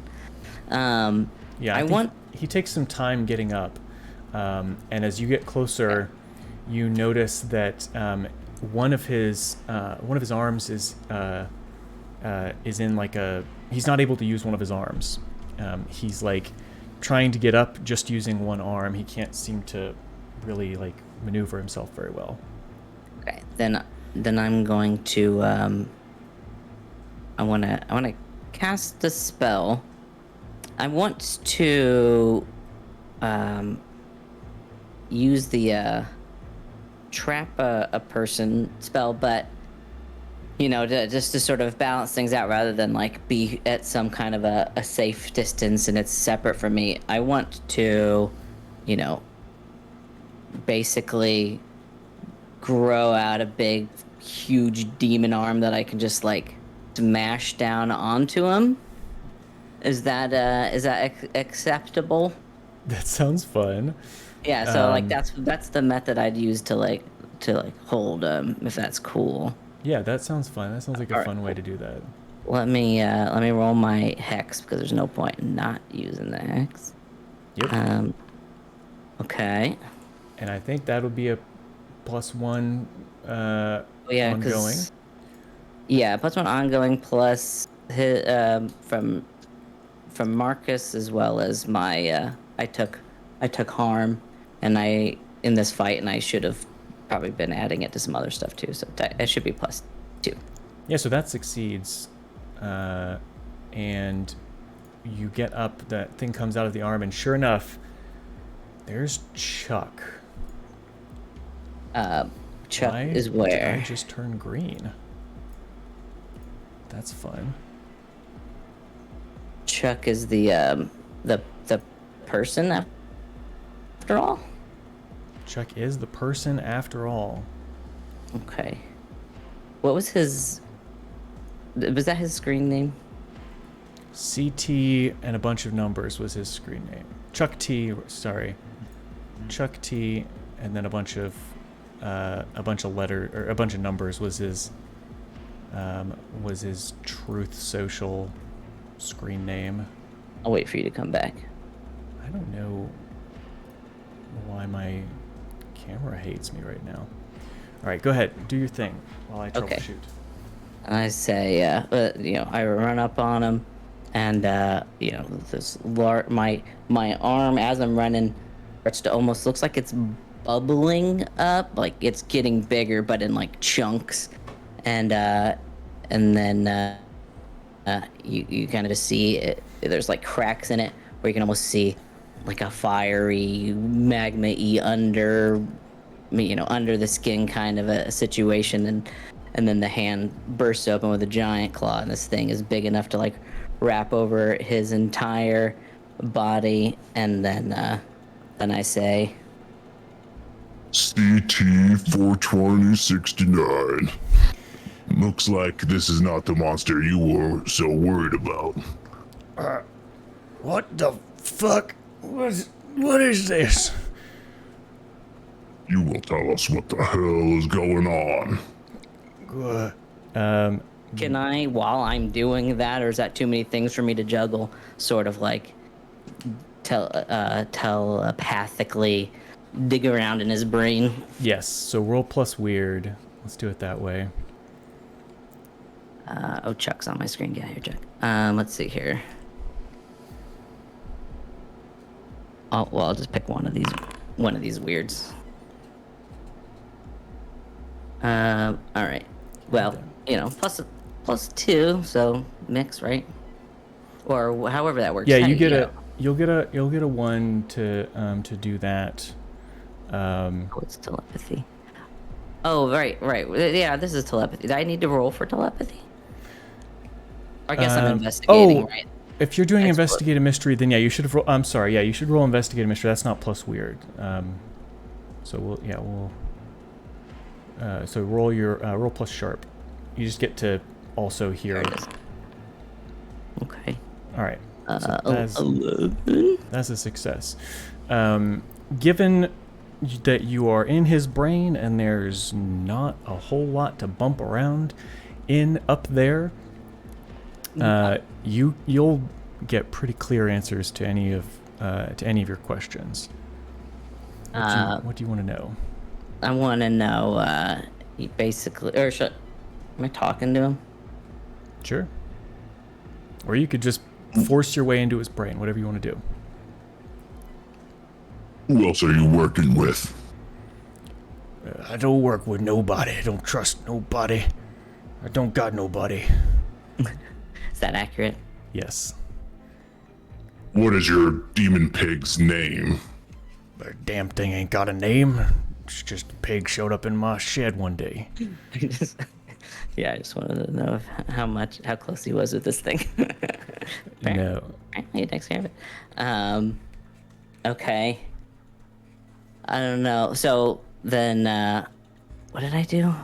Oh, so I did the investigative mystery. Okay, so then I'm just rummaging around like you would investigate just to see if I see anything interesting or useful, or if I should start squeezing. You don't have to squeeze too hard. He's been keeping this thing. It showed up, as he said, one day in his shed. He doesn't know where it came from. He doesn't know what it even is, but he knows that it's dangerous, and he knows a little bit about pig wrangling because he used to run a pig farm. Oh, he doesn't know how to catch them. They're already in his pen. Yep, he's no idea how to catch them. He inherited this pig farm. So this pig, and this seems like this piggy is friendly with him. So it is not even remotely friendly. In fact, as you're poking around in his brain and asking him questions, you unearth that the reason he can't use his arm is because he's been trying to lead it out here and direct it, and he's not had a whole lot of luck with that. And yesterday when he brought it out, it managed to hit him with its tusks, and he's been dealing with a badly dislocated shoulder and a serious wound on that side. I want to confirm Marcus's suspicions about the ham place being targeted. Like, he is trying to hurt them. Yes. So you this will be your all part of that question as to why he's doing, what's happening, right? He you get all these flashes. He was ran this pig farm. He's terrible at it. He has no people skills. He has no managerial expertise, and he's been spending all of his time online on conspiracy forums and Truth Social. When you said you were going on Truth Social, my head was going to explode. It's literally, anyway. So he's been spending all of his time doing that and not really been paying attention to the farm, and so he's basically out of pigs. He's only got a few left, and so he's lost all of his contracts. One of which was to supply, not directly to Ham Sandwich Express 2, but through a supplier. And he's been there before, and his blood boils to see a successful minority couple when he can't run a business. And he's been trying to bring this monster here to punish them for being better business people than he is. Okay. Is there any indication that his shed might be some kind of portal for other monsters to be coming in? I should be doing a listening character, huh? So he says, no, there's not any other monsters, just that thing, really. But that's where it'll go. It's where it always goes. I don't know why. Okay. Well, I communicate with my comrades that I have this guy kind of like held down, and that they need to, if they can, finish off the beastie. It seems like it's in not good condition. I'd like to. Can I see over by where the that crime scene is? Is there any police presence off that far, or? There No? doesn't seem to be anyone at the crime scene at the moment. Okay. All right. Yeah, I want to try and I'll take my phone and I'll close down. Well, I only had like one move left on my Candy Crush level. I finish it off, and then like I call the police so that I can try and get Chuck properly detained. Okay. Yeah, that's not an issue. The situation here, you've already got paramedics on the way for Neil. The police. That's right. Somebody did already call. Yep. Yeah. The police are now. You call. They're also being dispatched. You're in a downtown area, so you actually hear sirens pretty quickly. And the paramedics and the officers take over. When they get there, when the cops get there with the lights and everything like that, you can see that the gun was a gold-plated commemorative Trump AR. I go. You bet. Or no, I say yeah. You better hope the police get here soon, or I'm coming after your adrenochrome. Nah, no, he's not a baby. I don't think that counts, but whatever. Yeah. So he gets cuffed. Yeah, I definitely, before the police come, let go and sort of like scurry off. He doesn't seem like he's going anywhere. I try and catch up with my friends as the police. Well, actually, if you'll allow it, with my big arm, I try and drop him into, I don't know, a dumpster or something. Something to break his fall, So Yeah. hopefully he doesn't die on the way down. Yeah, absolutely. You do manage to dump him into a dumpster. It's a dumpster where the Italian restaurant that Neil works at throws out all of their old food. So he just falls into a bunch of old rotten spaghetti, and he's just covered in this gross spaghetti mess. Get spaghetti mess. So you guys are able, while that's happening, Marcos and Stillman, you are chasing this thing down. Now, wait a minute. There's an issue. You said that it was a commemorative Trump gun, but it did like 3 harm. There's no way a Trump branded gun is going to be an efficient weapon. That's true. That's true. That's, it Sorry. would have. It would have. You know, maybe. But it's made of gold. That's why it broke. That's why it broke, right? That's why it broke so easy. Yeah, it's only a few shots. That's no good. So you guys are following this thing. It heads north for a bit and then east. And west, and heads out sort of in a direction not quite out of town, but certainly out of the downtown area. And it's kind of heading around here. It is much faster than you, but it also is not very subtle. And so as it charges along, you're able to follow it fairly easily. And for the sake of expedience, you are... Hold on a second. Can you guys see anything, is my question. Not what you're trying to show, I don't think. Okay. This happened before, and I just need to grant you vision.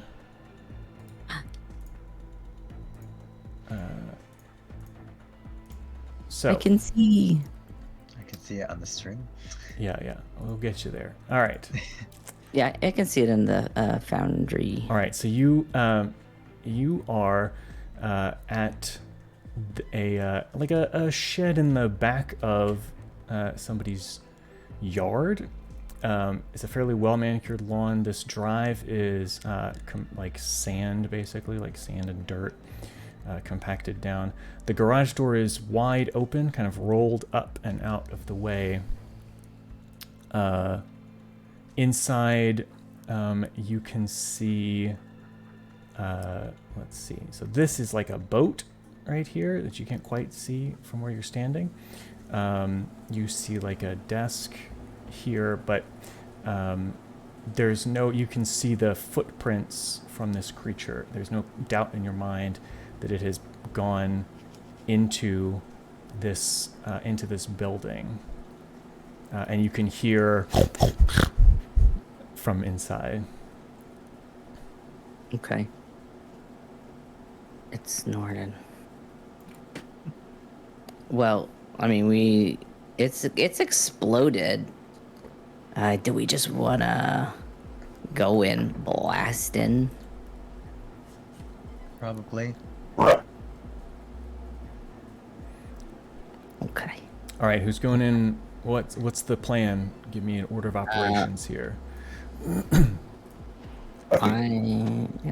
Oh, but it's also there's a light bulb like right above the door, but it's fairly dark beyond that. That's why this looks the way that it does. Okay, we can't see it Gentlemen, from with where we're your- standing. With your suit and everything, you should take the lead. I only have a little Yep. gun, so I'm gonna be in the back.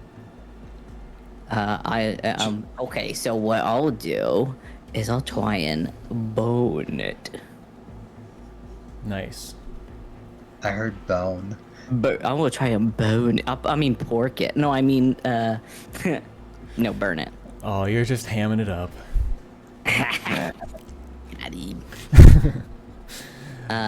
All right. All right. So Von Stillman's leading the way. Yes. Should we all try and jump out at the same time? Yeah. All right. I'll go first. Let's hold on, is there something else here? No. Okay. Yeah, let's try and get in. What I want to do now that you're here, I am just going to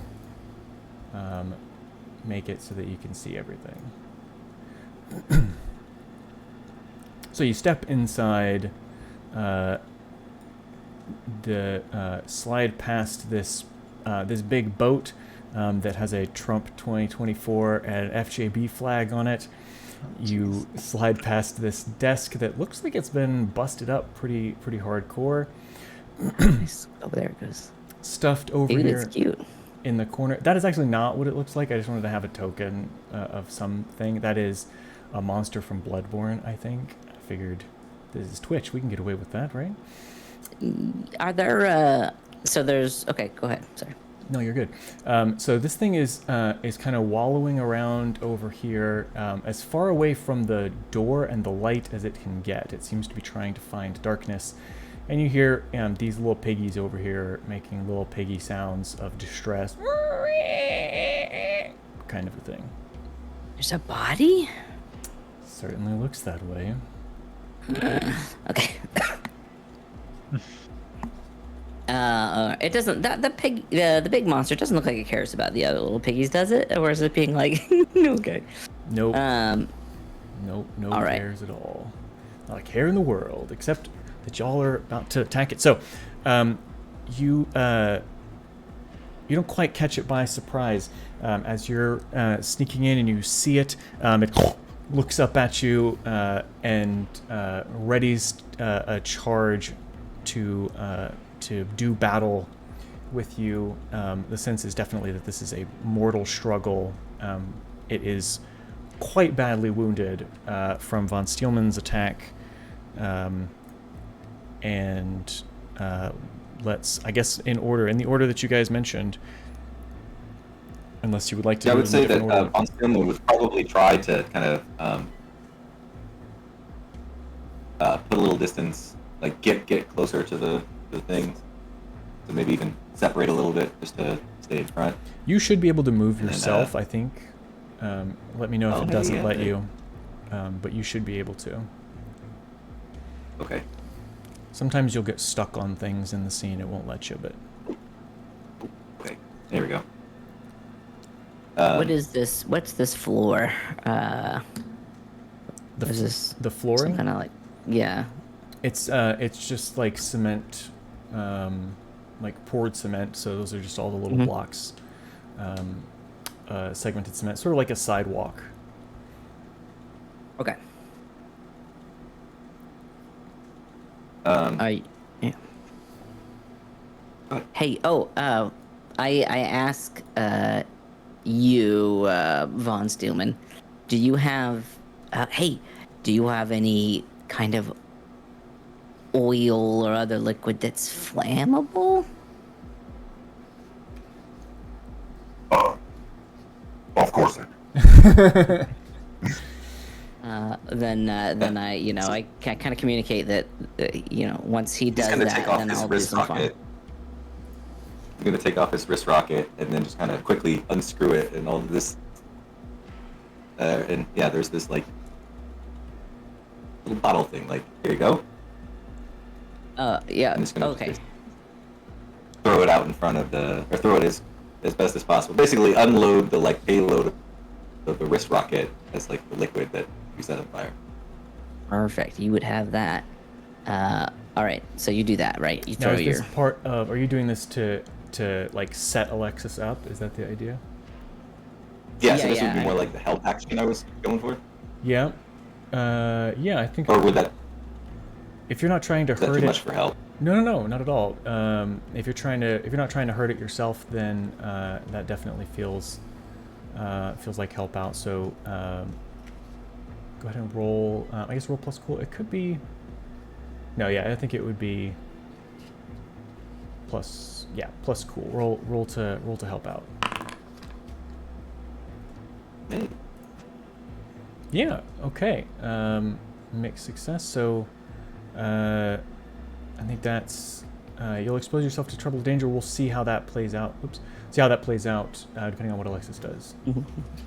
All right. So then, what Alexis does is he's gonna cast a spell.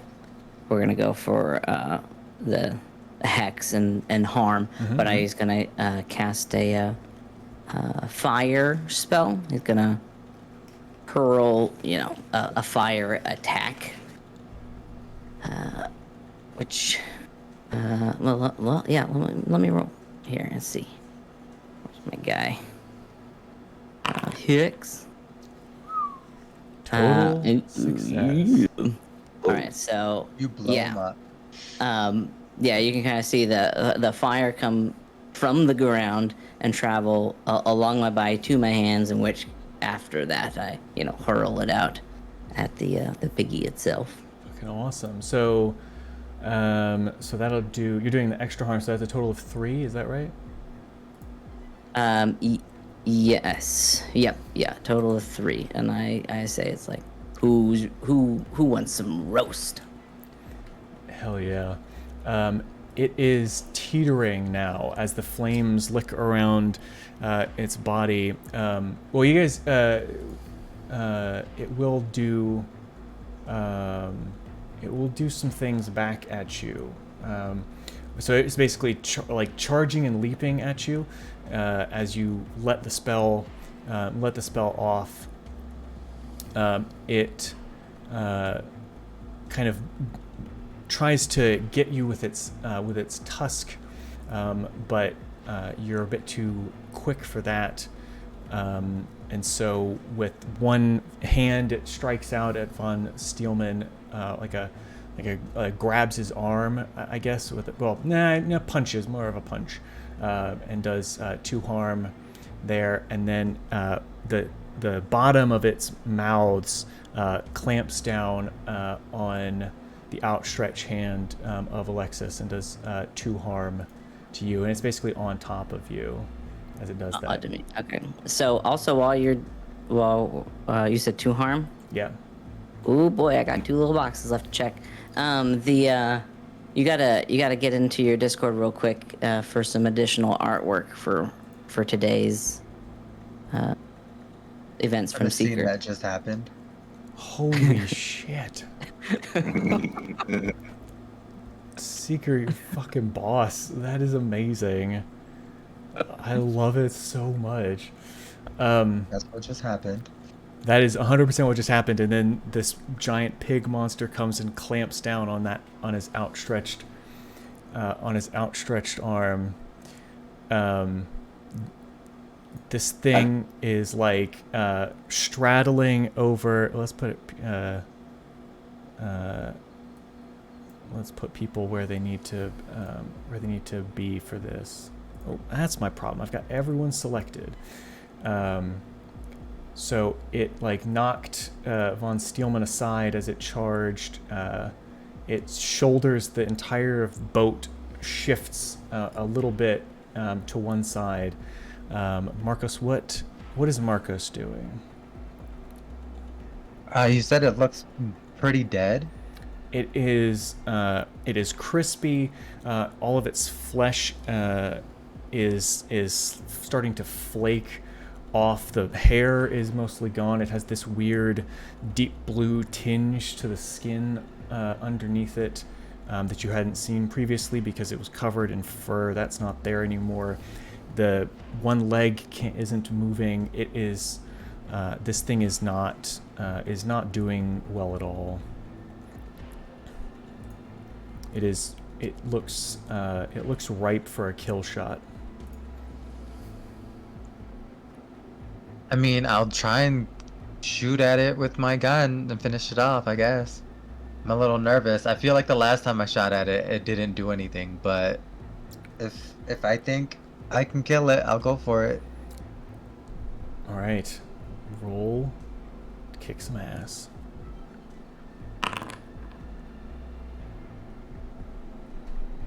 Okay, mixed success. So, you and whatever you're fighting will inflict harm on each other. Tell me what you're doing. I'm walking right up to it to make sure I can't possibly miss, and trying to shoot it in its face. It's got of those 2 mouths, the one is clamped down on Alexis's arm, and the other looks up, opens, and it's like at you as you approach, and let's see, you're using your gun, right? Mm-hmm. 2 harm. All right, that is so 2 harm. So you plant the gun sort of pointed into its open mouth and squeeze the trigger. You see the bullet like go down its gullet, and you see it stagger back a bit and start to choke.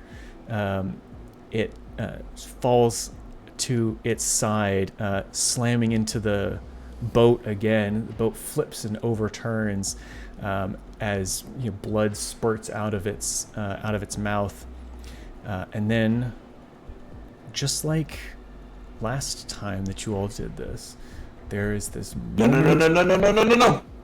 By the way, no. Yes, but that's what goes on in Von Steelman's mind, because he knows all of his notes are going to be removed and whatever. Oh yeah. Everything's going to say, no, I'm going to listen. No. There's that moment of stillness where everything kind of freezes for a moment, and then there's this whooshing sound as all of the particles in the universe realign ever so slightly, just a micron here and there, centered back around on this creature, and just pop. And there's nothing to indicate that this big old beastie was there. And you have put this thing in the ground, but good. Yeah. What is it now? Yes. Now, it is Just a big creeper. Oh no. Yeah, it's basically like a feral. It's basically like a feral boar. It's still pretty big, right? I mean, it's still a pretty large critter. It doesn't have 2 mouths and 6 legs. Most of them don't. Yeah. Yeah. But it is pretty screwed up. And you notice that off in the corner, where the pigs are,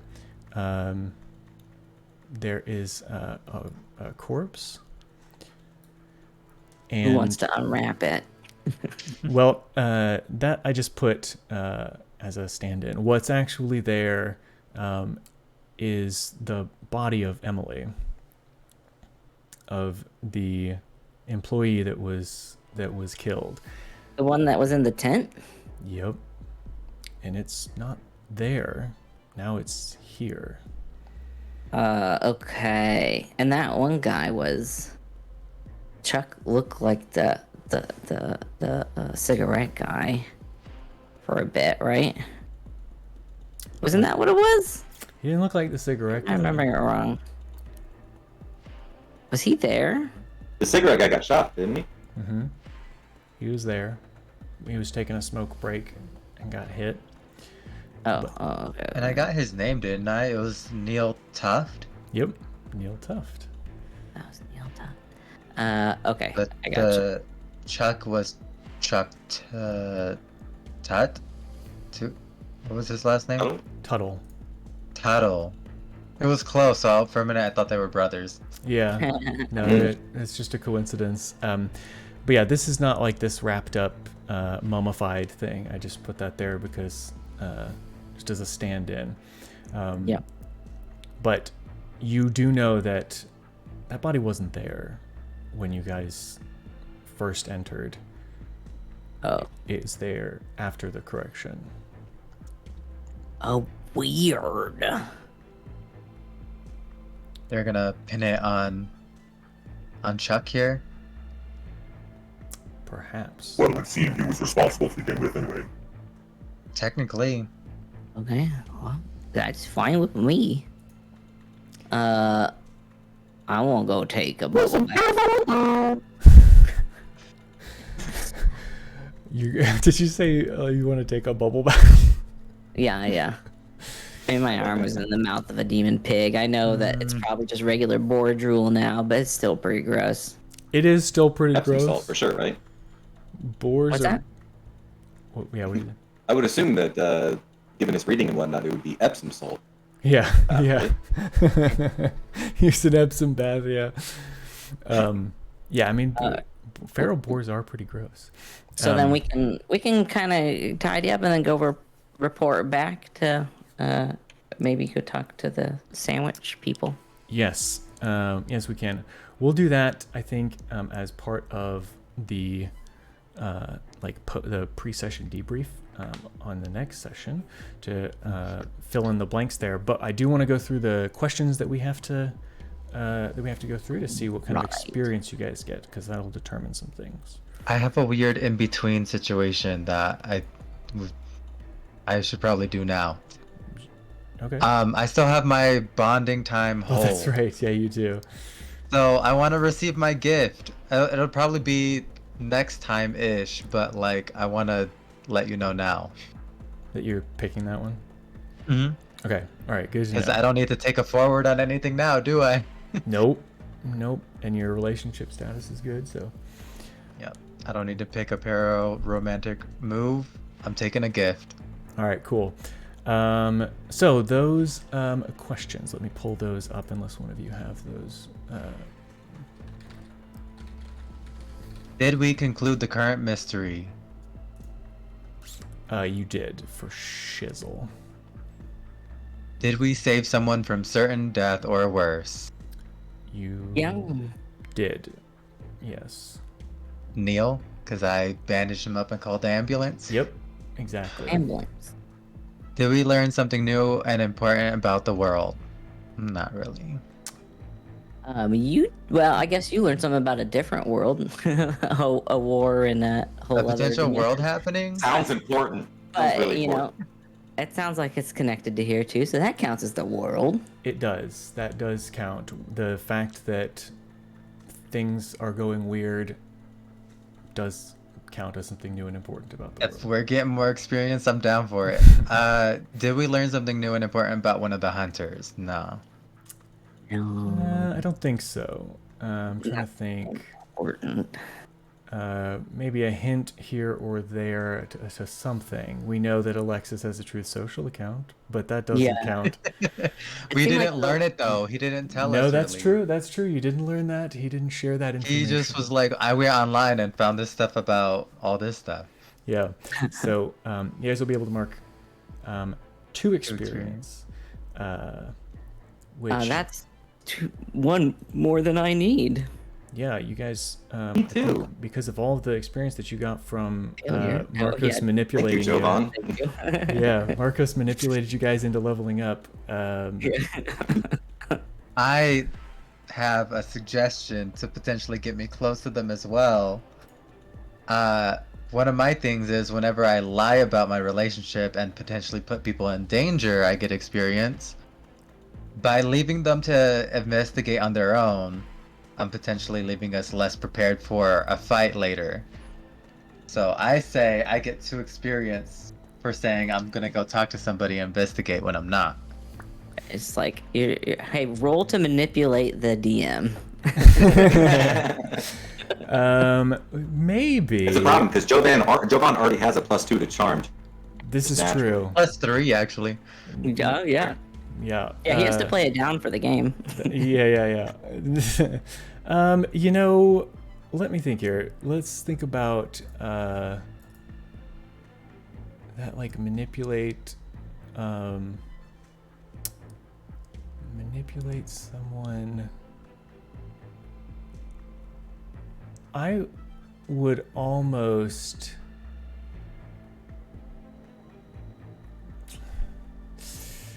Yeah, you know what? I say that if you're able to successfully manipulate like both, well, no, we'll figure it out. But yes, you can take 2 experience as well. I want to make sure I don't make anything exploitable or unbalanced. Well, that's why I'm saying, because it says where is it? I completely lost where it is. It's somewhere in my playbook. Yeah, whenever it's I your lie supernatural about my guide. relationship. I believe it's or no, was that one of your abilities perhaps? No, wait, fate of your love. Whenever you put yourself or somebody else in serious danger in order to conceal the truth about you and your guide, mark experience. Okay. I mean, I don't think you necessarily put anyone in serious danger. I wouldn't interpret it that way, but I will figure out how to keep that balanced, because otherwise they'll just like race ahead of you in experience. So go ahead and take experience necessary to level up so that you level up as well, and I'll figure out not on stream mechanically how we'll do that to make it to make it even out. I'm not worried about you guys getting too powerful. That'll just make this more fun.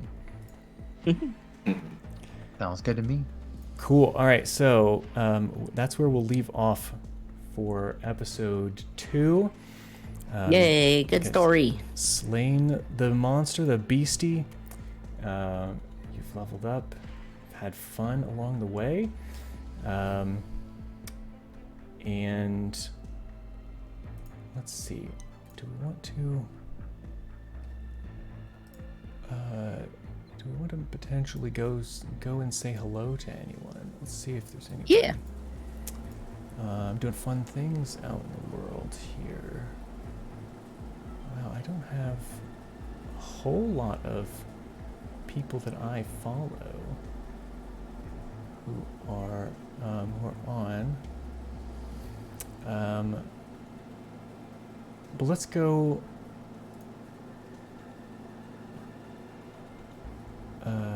Yeah. All right, we're gonna go. We're gonna go raid out. Listen, everybody, thank you so much, Tonka and Jovan and Alphatar. Thank you for being here, for the good times, for the laughs, for the memories. Thank you very much. You did a great job. I had a lot of fun. It was awesome. I'm Yes. so glad. I'm so glad that you enjoyed yourselves. We will be back again in 1 month's time. Yeah. Targeting the last day of June for the third episode in our saga.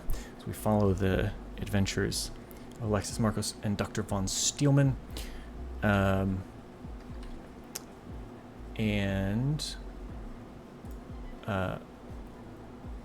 sure, Tonka, that you'll be streaming, and Jovan, you'll be streaming between now and then many times. I don't think AlphaTaru will be streaming, but you should check. You could follow AlphaTaru anyway. Just in case. Just, you never know. He might, you know. I've been very, very busy recently with family and business. Yeah. At some point, I'd like to do the D&D streaming thing. Heck yeah. Hey, if you need a player, I have over 200 characters in D&D Beyond. I'm ready at any moment for any. There's no way I would accept anything less than a yes from my request for you. Awesome. Well, hey, thank you so much again. We will see you all back here in 1 month's time in Nolly Creek. And until then, have a wonderful month. Oh God, have a wonderful month, and don't do anything that I wouldn't do. Oh my God, that was fucking perfect.